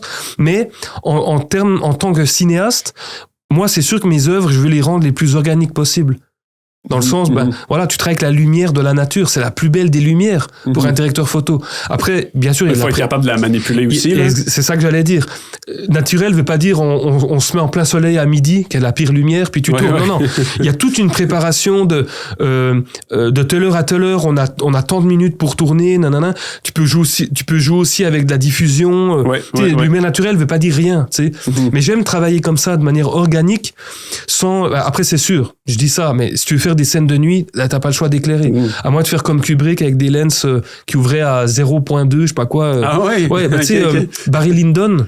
Je sais pas si t'as vu ce film. Non, je suis désolé. Oh, t'inquiète, c'est un film connu. Il a fait un échec, mais ça veut rien dire. Et en fait, Kubrick, dans sa lubie, il a demandé à la NASA de faire fabriquer des lentilles spéciales pour son film. Et il a fait tout son film en lumière naturelle, comme à l'époque. Vu que c'est un film d'époque qui se passe en 1600 ou 1700, tu sais.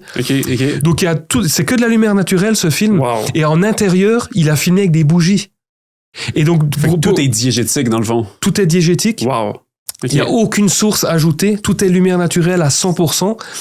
Et il a dû développer des lentilles qui ouvraient, je crois, à 0.7 ou 0.4. Donc ça veut dire que le comédien, il bougeait à peine, c'était en focus. Voilà, donc c'était très. En même temps, c'est un film assez posé, assez rigide, très tableau, tu vois.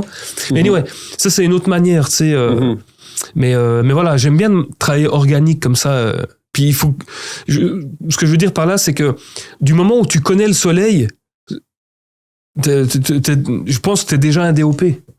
Si t'as une bonne relation avec le soleil, puis que c'est ton meilleur ami, puis que tu connais ses bons côtés, ses mauvais côtés, c'est ça un directeur photo. C'est avant même de savoir manipuler de l'éclairage, c'est comment tu travailles avec ton ami le soleil, qui est la lumière divine de la nature. Moi, c'est la meilleure lumière, c'est la lumière de la nature. Mais ça dépend des signes astrologiques, là. Ah ben ça. Là, on part dans autre chose, tu vois. Puis je vais pas faire de la théorie à deux balles. Je dis vraiment. Tu sais, tu regardes The Revenant, c'est un film qui était tourné en lumière naturelle. Certes, il y a eu un peu des discussions parce que il y a eu toute une équipe d'étalonnage, puis le directeur photo, il ramasse l'Oscar alors qu'il y a genre 20 coloristes en arrière. Mais l'intention était quand même de tourner en lumière naturelle. Mais toi, ce gars-là, le directeur photo, je sais plus son nom, Lubjenski, bref, je sais plus son nom, mais une sommité, là, c'est un des meilleurs au monde. Ben, avec cette vision-là de tourner en naturel, ben, tu sais, ça prend un horaire spécifique, tu peux pas tourner. Entre 11h et 13h, la lumière est dégueulasse. Ça, c'est déjà, tu peux pas tourner. Donc, il te faut le luxe de pouvoir choisir et tout, là. Je veux dire, c'est pas toutes les productions qui peuvent se le permettre non plus. Non. Et puis, je dis toujours, tu sais, j'ai pas les sciences infuses et comme ça reste une vision. Puis, je dis toujours, le fond, c'est la forme. Tu peux pas raconter une certaine histoire puis dire, non, cette histoire, je vais vraiment le faire en lumière naturelle. Il faut qu'il y ait un sens. Tu sais, comme Dallas Buyers Club, ça aussi, c'est un film qui a été fait sans aucun éclairage. Ah oui? Aucun éclairage. Ça, je savais pas. Il y avait aucun groupe électro. C'est que des praticables. Donc, toute la lumière que tu vois, c'est real. Mais contrôlée par des professionnels qui, eux, auront une bonne relation avec le soleil, tu vois. Oui. Et voilà. Wow. C'est de la préparation. Ça, je savais pas pour le Dallas Buyers Club. Et c'est très tourné documentaire à l'épaule et tout. C'est un super film, là, Jean-Marc. Le regretté Jean-Marc.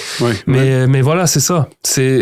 En fait, si tu veux, j'aime les films de cinéma singulier, tu sais, avec une démarche, j'aime beaucoup le Dogme 95 aussi, je sais pas si tu connais. En fait, le Dogme, ça a été instauré par Lars von Trier, je sais pas si tu connais Lars von Trier. Non, je suis désolé, il aurait fallu que tu me donnes des devoirs avant qu'on entame la discussion. Mais c'est parfait, ça montre qu'on est spontané, puis c'est ça qu'il faut, tu sais. Oui. Mais Lars von Trier, c'est hier, pour les auditeurs, c'est hier que... Ben c'est ça. Hier à minuit, ou pas, c'est ça. Ouais, c'est ça. Non, mais Lars von Trier, c'est un grand cinéaste danois, en fait. Puis lui, il a instauré un dogme, en fait. Donc, il s'est fait ses propres codes, en fait. Je les connais pas par cœur, mais c'était genre tous les films doivent être tournés en lumière naturelle, il n'y a aucune musique ajoutée, toute l'histoire du film doit se passer au temps présent, donc il n'y a pas de flashback, aucun filtre n'est autorisé, c'est-à-dire pas d'étalonnage, donc l'image tu tournes en pellicule puis c'est dégueulasse, tu sais. Puis il y a un grand film... Tu filmes pas en log? Non, mais c'était de la pellicule, là. Ouais, Et donc c'était vraiment un truc super intense, tu sais, genre pas de trépied, pas de travelling, rien, genre brut, le plus brut possible, tu sais. Puis il y a un film, un chef-d'œuvre qui a émergé de tout ça. Mais il y en a deux, en fait. Un de Lars von Trier qui s'appelle Les Idiots, qui est un film incroyable, hyper malaisant, mais le fond, c'est la forme. Oui, donc, en utilisant une forme violente et brute, ça vient avec ce que le film raconte. Les Idiots, tu vois. Et l'autre film très connu qui a été traduit au Québec, Repas de famille, je crois, Festen, en danois. Et ça, c'est Thomas Vinterberg. Donc, ils étaient 2-3 réals, là. Thomas Vinterberg, c'est lui qui avait fait Drunk il y a quelques années. Ah oui. Super film avec Mads Mikkelsen, là. C'est Druk. Druk en danois, puis Drunk en anglais. Oui, ça se peut. C'est ça. Ouais. Super film aussi. Mais c'est le même réal, si je ne m'abuse. Toi, lui, je l'ai vu. Voilà. Tu vois. Et Festen, en fait, Repas de famille, là aussi, sur la forme, c'est vraiment trash, c'est de la pellicule. Des fois, il y a des taches violettes sur l'image tellement il n'y a pas de traitement, il y a aucun éclairage, tu vois. Ouais. Il y a aucun effet, il y a rien. C'est vraiment brut. C'est genre une caméra, des acteurs, lumière naturelle.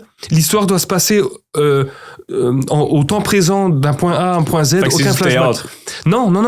C'est pas du théâtre. Non, mais je veux dire, c'est l'approche de dire.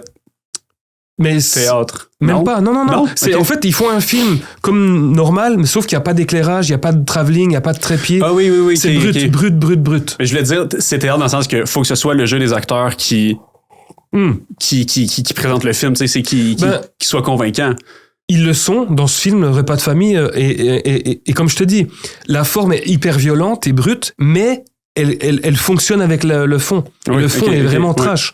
Tu sais, je crois que l'histoire du film, je l'ai vu il y a vraiment longtemps, mais c'est en gros des bourgeois qui veulent fêter l'anniversaire du papa dans une grande villa, donc tout le monde se réunit, c'est la fête, les gens boivent, c'est c'est vraiment une grosse fête là, tu sais, bourgeoise et tout, tu sais. Mais à un moment donné, il y a le fils, un des fils du papa, qui se lève et qui veut faire un toast. Tu sais, donc les gens ils disent tiens, il va encenser son père. Et là en fait, mais je vais pas tout dévoiler, il est en train devant tout le monde en fait de descendre son père, puis d'expliquer toute l'enfance de merde qu'il a eu à cause de lui, et aussi des trucs plus obscurs, parce que je veux pas dévoiler ça ici pour les gens qui n'ont pas vu le film. Et là le gars, le papa il se liquéfie live là, tu sais. Donc oui, la forme est brute, mais va avec le fond. Oui, c'est ça. Donc ce que je veux dire, c'est le fond c'est la forme. Le fond, c'est la forme, exact. Donc, tout ça pour dire, tu peux pas faire le film Titanic en disant, ouais, on tourne tout en lumière naturelle, pas de travelling, ça marche pas. Le fond, c'est la forme. L'histoire a besoin de sa forme. C'est comme ça. Le fond a besoin de sa forme. Tu peux pas, et je te parlais de cette arrivée près de chez vous, puis ça a été tourné un peu comme ça. Ils avaient pas de cache, c'est tourné comme un faux documentaire où on suit une sorte de tueur à gages.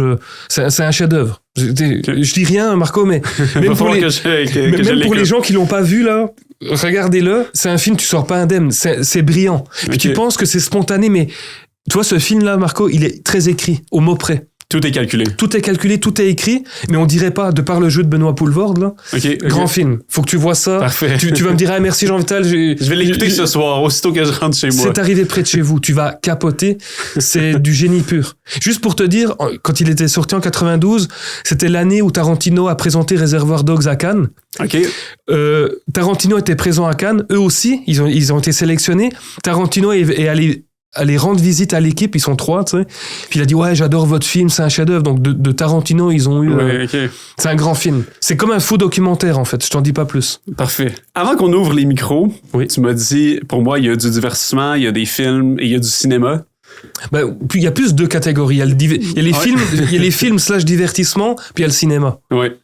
Tarantino au cinéma ou film divertissement? Ou lui, il est capable de frôler la ligne entre les deux? Je te dirais que lui, il fait des films de cinéma. Tu sais, Après, c'est sûr que il peut être mis dans la case divertissement, mais ce que je veux dire par là, moi, c'est que tu sais, il y a des réalisateurs qui réalisent des films, puis il y en a qui réalisent des films de cinéma. Puis c'est pas la même chose. Tu sais, par exemple, tu peux prendre on parlait de Bellatar, lui il fait du cinéma, tu sais, ou Tarkovsky que j'aime beaucoup, ou Godard, c'est du cinéma, tu sais, c'est voilà, tu utilises le médium du cinéma pour faire de l'art. Tu sais, je dis pas que le divertissement c'est pas de l'art, et il faut du divertissement, sinon on deviendrait fou, tu sais. Mais ce que je veux dire, l'art du divertissement c'est pas le même que l'art du cinéma. Non, c'est ça? Pas du tout. Parce que regarde, je vais donner un exemple là. Je te parlais de Bellatar là, avec Chata Tango, le Tango de Satan, un film qui dure 8 heures. Mais ça, c'est du cinéma. Ce film-là, on peut pas le mettre dans une case divertissement. Il y a qui va se divertir pendant 8 heures devant un film en noir et blanc? À la cinémathèque. Mais en fait, regarde, je le dis de manière spontanée, c'est peut-être naïf ou autre, j'en sais rien, mais ce que je veux dire par là, c'est que quand tu fais du cinéma, c'est que t'as un point de vue, t'as une signature de mise en scène. Okay, tu sais, admettons, tu prends les Marvel, par exemple. C'est à chaque fois des réalisateurs différents. Mais ils se ressemblent tous. C'est une industrie. Donc le découpage est le même, la mise en scène est le même, c'est toujours la même chose. C'est en ça que je dis que c'est du divertissement. Mais quand tu vois, tu regardes Elephant de Gus Van Sant, ou les œuvres de Tarkovsky, de Godard, ou Aki Kaurismäki, le cinéaste finlandais, ça, c'est des cinéastes qui ont un style. Tu les reconnais direct, comme un peintre. Tu dis, tu regardes une image, tu regardes comment c'est cadré, comment les gens sont habillés, comment ils regardent la caméra, tu dis, lui, c'est un tel réalisateur. Et j'ai toujours dit, quand tu arrives à reconnaître un réalisateur, c'est là que tu vois qu'il fait du cinéma. Pour moi, tu sais. Oui. Voilà. Mais après, comme je te dis, il faut du divertissement, tu sais. Mais pour moi, le divertissement, c'est, tu vas te ranger derrière une mise en scène ultra classique. Tu vas pas innover, tu vas pas te faire violence en disant, tiens, je vais mettre ma caméra comme ça, je vais découper de cette manière-là, je m'en fous des codes. Là, tu commences à faire du cinéma. Tu sors du. Tu vois ce que je veux dire? Pour moi, le cinéma divertissement, c'est le cinéma grand public. Quelque chose de. Il faut pas faire peur aux spectateurs. Il faut leur livrer ce qu'ils ont l'habitude de voir. Tu vois ce que je veux dire? Oui. Je suis sûr qu'il peut y avoir un mélange entre les deux. Non, je le sais. C'est vraiment deux mondes. Hein. C'est pour ça que je t'ai posé la question, est-ce que les deux se valent, ça reste de l'art? Absolument. Le cinéma, c'est de l'art, bien sûr. Mettre en scène, même si tu le fais de manière classique, c'est de l'art, bien sûr. Oui, c'est ça. Mais c'est pas la même catégorie. Parce que souvent, on va associer beaucoup de divertissement à, mettons, des films d'action, des films de comédie. La comédie, pour toi, ça peut être du cinéma? Mais 100%. OK. Bien sûr. Non, il faut. Mais tout est cinéma. Mais moi, en fait, il y a une grande famille qui est le cinéma, mais là-dedans, moi, j'aime bien mettre... Et je dis pas... mon but, c'est pas de séparer quoi que ce soit. Hein. Non. Mais, et comme je dis, ça reste reste toi, t'as des étiquettes quand même. Oui, mais elles sont pas méchantes. Non, on entend le mot étiquetage, puis on pense à que c'est quelque chose de négatif. Oui, c'est péjoratif, mais non. Moi, je dis pas ça dans le sens péjoratif. Ouais, puis je regarde plein du divertissement. Sinon, tu vires fou, là. Si tu regardes des films de 8 heures, là, en noir et blanc, tu vires fou, là, tu sais. Non, puis moi, j'adore la comédie, j'adore les films drôles. Il faut se divertir, tu sais, c'est cool, quoi. Puis il y a des très bons films. Tu sais, un exemple, je vais peut-être paraître vieux jeu, mais tu prends La Grande Vadrouille en France, qui est considérée comme un chef-d'œuvre du cinéma. Puis c'est une comédie. T'sais, après, d'un point de vue mise en scène, c'est pas foufou, là, mais c'est un très grand film de cinéma. Tous les films de Chaplin, c'est des comédies, quand tu regardes. Les comédies noires, là, il y a toujours un message social. C'est aussi ça le génie de Chaplin, même si c'est un des grands papas fondateurs du cinéma avec l'évolution puis tout ce qu'il a apporté, là. D'ailleurs, je t'invite au podcast. Chaplin. Ah, ben, c'est ça. Ouais. On va sortir la table de Ouija. C'est clair. Anyway. Mais oui, donc c'est ça. C'est tellement fascinant de parler de cinéma. Puis il faut de tout, hein. Il faut de tout. Voilà. Tu sais, tu prends. Regarde, il y a tellement d'exemples. Tu sais. C'est voilà, oui, du moment où tu fais un film, même avec ton cellulaire, là, tu fais du cinéma, bien sûr. Mais après, c'est un cinéma pour qui, comment, dans quel... Tu comprends. Tu sais, Béla Tarr, pour moi, c'était un cinéaste de cinéma. Il faisait pas de... Je parle beaucoup de lui parce qu'il est décédé il y a pas longtemps, donc il est un peu au cœur de l'actualité. Mais voilà, il faisait une œuvre de cinéma. Et voilà, après, si c'est divertissant, je pense pas. C'est comme assez dur de regarder ces films parce que c'est lent, c'est en noir et blanc, c'est spécial, mais c'est vraiment intéressant. Il t'emmène dans un monde, quoi. Moi, je suis quand même curieux de savoir. J'aime ne pas commencer mes entrevues par cette sphère-là, mais à quel moment l'art est rentré dans ta vie? Puis qu'est-ce qui t'a poussé à vouloir faire ça de ta carrière ou du moins de l'avoir dans ton histoire à toi? Ouais. De faire de l'art? En fait, très intéressant comme question. En fait, moi, quand j'étais plus jeune, j'étais plus en mode j'aime les jeux vidéo, toujours là. Mais et puis le soccer et tout ça, tu sais, je faisais beaucoup de foot. On dit football là en France, le foot, le soccer. Puis jusqu'à 10, 11, 12, 13 ans. Puis à un moment donné, j'ai eu un déclic à 14 ans. À cause du film, je vais peut-être paraître naïf et tout, mais regarde, c'est ça la réalité. Oui. J'ai vu le film Amélie Poulain, j'avais 14 ans. Puis le slogan du film, c'était « Amélie, elle va changer votre vie ». Cette Amélie-là m'a un peu changé ma vie parce que j'ai cette anecdote-là, ma mère s'en souvient, là. J'avais 14 ans, un truc comme ça. Je me suis levé un matin, j'ai dit à ma mère « je sais ce que je veux faire ». Puis elle m'a dit « mais qu'est-ce que tu veux faire ?» Je lui ai dit « je veux faire des films ». Wow. Comme ça. Puis là, j'ai une mère en or, là, parce que pas tous les parents qui auraient réagi de même. Elle m'a dit « ah, tu veux vraiment faire ça ?» Je dis « ouais ». Elle m'a dit « ah, parfait, je vais t'encourager ». Wow. That's it. Puis un an après, elle m'offrait ma première caméra, puis j'ai commencé à faire des courts-métrages. Ah oui, ok. Donc c'est venu comme ça. Et depuis que j'ai l'âge de 14 ans, je sais ce que je veux faire dans la vie, tu sais. Grâce au film Amélie Poulain. Puis c'est un film que je regarde chaque année, qui vieillit très bien, les effets spéciaux et tout. Oui. C'est un film, je trouve, c'est d'une poésie folle. C'est Jean-Pierre Jeunet, je l'adore. D'ailleurs, il vient de boucler, je crois que son prochain long métrage qui s'appelle Des fleurs pour le... En tout cas, merde, c'est des fleurs pour le cimetière ou n'oublie pas d'arroser les fleurs. Il y a un truc du genre, là. Mais je m'attends à quelque chose de quand même sympa. Donc, c'est un réalisateur que j'aime beaucoup. Puis après, quand j'ai été piqué par le cinéma, là, les 3 grands réalisateurs que j'ai commencé à beaucoup regarder, c'était Hitchcock, c'était Truffaut, Kubrick. Je suis moins fan de Truffaut maintenant. Après, il y a eu une deuxième vague où... Truffaut, il est français. Oui, il est français, ouais. Puis après, il y a une autre vague où j'avais peut-être 15 ou 16 ans. Puis là, à Noël, mon oncle Joseph, parce que oui, j'ai un oncle qui s'appelle Joseph aussi, il m'avait offert une dizaine de DVD de films de Godard. Puis moi, je le connaissais pas bien, tu sais. Donc, grâce à mon oncle, je suis un grand fan de Godard, qui est un peu mon maître à penser, comme d'autres, là. Et qui pour moi était un des cinéastes les plus intelligents. Moi, j'aurais pu l'écouter pendant 3 heures, là. Le mec, c'était un livre ouvert. Et donc ouais, c'est ça. Donc il y a eu plein de vagues comme ça. Puis petit à petit, j'ai laissé tomber le soccer. En tout cas, c'est pas une grande perte. J'étais pas spécialement bon. Pas une étoile. J'étais plus un passionné qu'autre chose. Puis voilà, donc ça s'est fait comme ça. Puis après, suite à ça, j'ai fait aussi une école d'art. J'ai fait de la peinture.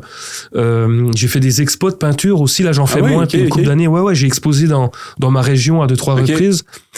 Donc je m'intéresse vraiment à tout là, tu sais, le seul truc qui me manquerait, c'est jouer d'un instrument, tu sais, ça c'est un peu mon regret là, d'avoir joué de la guitare ou un instrument. Ça peut venir. Ouais, je pourrais, mais tu sais, plus on est jeune, plus ça rend vite. C'est sûr. Comme, mais mon grand-père a commencé à apprendre la guitare à 70 ans. Ah, ok, il me donne ma grand-mère le piano à 70 ans. Ah ok. Il te reste du temps, t'es correct. Ok, j'ai du temps alors. T'es correct. Non mais c'est vrai, j'aime la musique, puis c'est quelque chose de mystérieux pour moi. Même les notes, je comprends rien. Je me dis mais comment ça m'intéresse, tu sais, de... T'étais-tu bon en mathématiques? Ah non, à chier. Je déteste les maths. Tu comprendras pas. Ah. Non, c'est une blague. Ah ouais, non, okay. Tout le monde peut. Non, les maths. Non, mais il y a quand même quelque chose de très mathématique. Oui, mais j'en doute pas. Dans la musique, là, très physique aussi, là. On n'y pense pas tout le temps, là. Parce que, mais tu parlais tantôt des vibrations, là, justement, quand tu disais le son, c'est parfois plus important que l'image. C'est comme ça, c'est par ça qu'on ressent. Puis il y a toute une science derrière l'addition de notes qui est littéralement au niveau des fréquences, un plus l'autre donne une autre fréquence. Là. Non, c'est ça aussi, c'est que, comme tu le dis bien, le son est beaucoup plus... c'est non tangible, c'est impalpable. En fait, tu dois écouter tes émotions pour travailler avec le son. Alors qu'avec l'image, tu vois, mettre plus de contraste, si tu le vois à l'image. Donc, t'analyses, c'est le cerveau qui analyse. Mais ça peut être pour venir chercher plus d'émotions aussi. Ça veut bien pas, sûr, ça, il faut, mais oui. Moi, quand je travaille là avec des collaborateurs géniaux, là, que ce soit le mixage, la colo et tout, j'adore la colo. Oui, il faut aller avec sa vibe. Il faut travailler de manière organique. Oui, il y a les scopes, toujours à regarder la technique, là. Mais il faut s'écouter aussi. Tu sais, des fois, là, notre inconscient, il nous parle, hein, il nous dit, fais ça comme ça, puis il faut l'écouter. Tu sais, il faut écouter sa petite voix, là. C'est peut-être l'enfant intérieur, là, qui te dit, il fait comme ça. Ou... Regarde, on sait pas. Faire confiance à l'instinct. Ouais, toujours. Toujours. Moi, je suis très comme ça, là. Ouais. Je suis toujours très préparé, mais je laisse toujours une porte à c'est ça. Pour l'instinct, pour les choses qui sont pas censées arriver ou comme ça, il faut jamais être rigide. Quand t'es trop rigide, là, t'avances pas. Là. Faut être un peu comme un ninja, là. T'es préparé, mais t'es prêt à rebondir au moindre changement. Il faut être... C'est comme ça que je vois les choses, là, tu vois. Mais je te remercie puis je te félicite de le faire dans tes œuvres parce que c'est quelque chose qui, j'ai l'impression, se perd beaucoup de vouloir soit plaire à un auditoire ou d'avoir l'auditoire en tête puis de se dire non, je le fais dans le fond. Il faut d'abord se faire plaire à soi-même. Tu fais déjà un film que toi, tu vas aimer. Puis je pars du principe que quand t'aimes ton film, même s'il y a plein de doutes, moi, avec mon film Roger, c'est beaucoup le public qui m'a donné confiance, c'est parce que, tu sais, quand tu travailles pendant 2 ans sur un film, t'as le nez dedans, t'as pas de recul. Donc moi, au début, j'étais hyper fébrile, puis écoute, en Suisse et en France, là, j'avais des gens qui étaient en pleurs dans la salle, il y avait des petites grand-mamans, des grands-papas qui me prenaient dans leurs bras, j'ai reçu des lettres, enfin, c'était un truc de malade, c'était au-delà de mes... Je te crois. Et je me suis dit, waouh, ça touche autant de gens, c'est grâce au public, en fait, tu vois. Oui. Mais il faut se rappeler que les œuvres ou les histoires les plus intimistes sont aussi les plus universelles. C'est exact. Parce que c'est dans l'émotion que les gens vont se reconnaître. Fait que même si Toujours. c'est pas une histoire que tu as vécue aussi, Ouais. c'est en faisant confiance à ton instinct, clairement, que le choix des prises, le choix du montage aussi, le choix de la musique, Absolument. que ça a pu révéler tout ça au monde, puis révéler des émotions chez c'est ça, en fait. Chez le spectateur. Là. C'est ça notre métier, on donne des émotions aux gens, quoi. Oui, mais il faut avoir à l'écoute ses propres émotions pour aussi plus qu'une intention, je pense, de faire réagir les autres. Je suis bien d'accord avec toi, oui. Ouais. Absolument. Merci beaucoup. Merci à toi, Marco. Déjà, discussion. Ça fait à peu près 1h30 qu'on discute. Wow. Fait que je me dis, on peut s'arrêter là, mais si jamais on a l'occasion de se reparler suite à un autre de tes projets, ça me fera super plaisir. Compte sur moi, Marco. Ouais. Merci beaucoup. Avec plaisir. Merci beaucoup. À bientôt. À bientôt. Yes. Bon, tu couperas où tu veux, là. Ouais, déjà. Mais c'est pour ça qu'à un moment donné, j'ai regardé mon sel. C'était pas parce que je m'ennuyais ou quoi que ce soit, mais je me suis juste dit, je suis tellement dans la conversation depuis tantôt.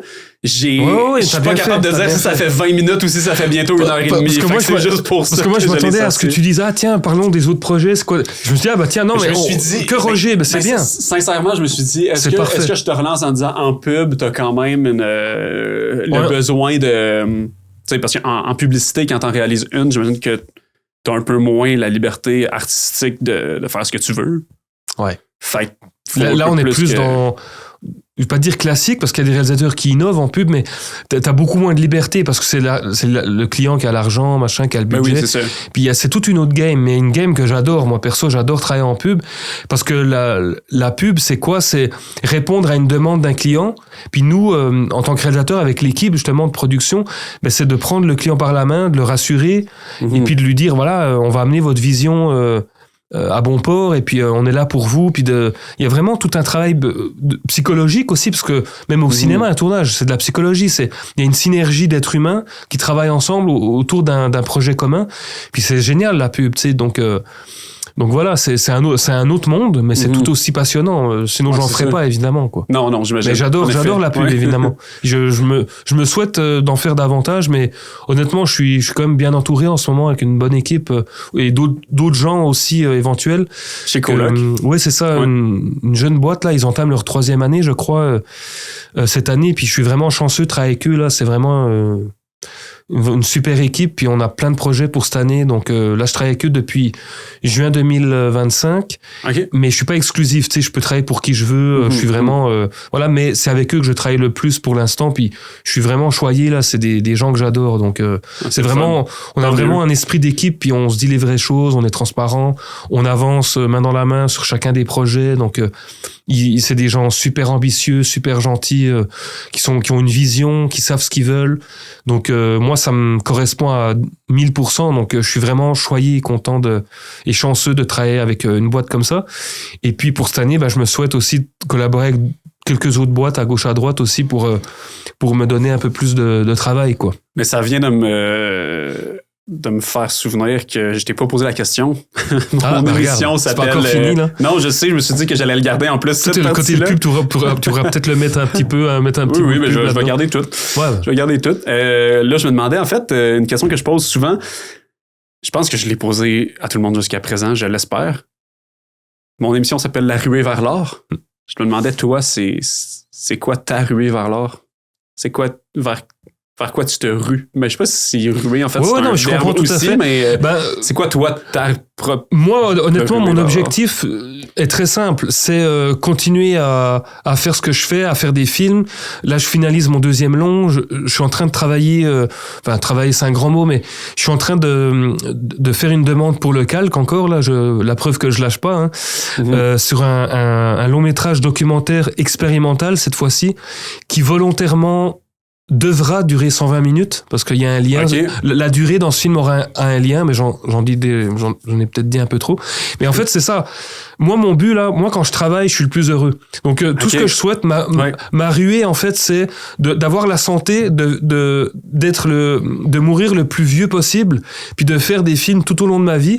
Et moi, je serai jamais à la retraite de toute façon. Je vais même si Dieu me prête vie là à 85 ans, si je suis en santé, je ferai des films. Wow. Même si ça va être un cellulaire incrusté derrière ma rétine de l'œil droit ou je sais pas quoi, où on sera rendu là, j'arrêterai jamais. Parfait. C'est un métier où je pars du principe quand t'es réalisateur, il y a pas de retraite. Donc quand mon comptable chaque année il me dit ouais puis t'es REER pour ta retraite, je lui dis Denis, il y aura pas de retraite pour moi. À chaque fois il me regarde bizarrement, mais bref, en tout cas c'est une anecdote que j'aime dire. Je serai jamais à la retraite. Déjà ce terme retraite, je trouve dégueulasse. Oui. Tu te retires, comme si tu servais à rien. Mais en fait, je pense que c'est surtout l'idée de dire. C'est pas parce que t'es vieux que tu sers Non, mais c'est plus de dire à partir de quel moment tu peux avoir la liberté de vraiment choisir. Je pense que c'est plus un nouveau sens de la retraite. On peut dire ça comme ça. Parce que tu vois, on vit dans une société où, dès qu'on est passé un certain âge puis qu'on est vieux, on n'est plus intéressant. Et justement, c'est les personnes âgées qui sont les plus intéressantes sur Terre. Tu les écoutes parler pendant des heures. T'as en face de toi une vie entière. Puis la société, ils les mettent de côté, ils servent plus à rien, puis machin, ils sont usés. Non, c'est les gens. C'est les gens. C'est ça. C'est les gens les plus riches, ces gens-là. Tu sais, il y a un proverbe africain qui dit quand une personne âgée meurt, c'est toute une bibliothèque qui brûle. Wow. Tu sais? Oui. Donc, cette phrase est vraiment belle, je trouve. Oui. Mais le mot retraite, je pense qu'il tend quand même à changer un petit peu. Je pense que les gens sont plus à dire je cherche une liberté. À partir du moment où j'ai le droit de dire non. Tu sais. Voilà. À partir du moment où tu peux dire retraite, je suis pas obligé de faire cette publicité-là si je trouve que c'est un projet. Voilà, c'est genre, ça me tente pas. C'est vrai d'ailleurs avec l'âge, avec l'âge, c'est connu. Les gens avec l'âge, il y a plus de compromis. C'est genre, ça me tente pas, ils disent non. Ils se justifient même plus. Tu puisses t'acheter cette liberté-là. Fait que je pense que c'est pour ça que le terme ne change pas, mais c'est avoir de la liberté financière, dans le fond. Absolument, oui. Et puis être libre aussi, surtout libre aussi. Ça, c'est le plus important, être libre, de faire ce qu'on veut. Et puis, on peut pas toujours, là, évidemment, mais c'est ça. Moi, je suis un gars simple dans la vie. Là, du moment où je peux travailler, faire des projets, des films, les partager aux autres, transmettre des émotions, je serais le plus heureux, honnêtement. C'est beau. Écoute, c'est sincère. Merci à toi. Merci. Un deuxième merci. Jamais 203. J'aurais peut-être un troisième merci. Non. Merci beaucoup, Marco, pour l'invitation. C'était un plaisir. Avec plaisir. Ça marche. À bientôt. À bientôt. Ça marche. Allez, on se fait un.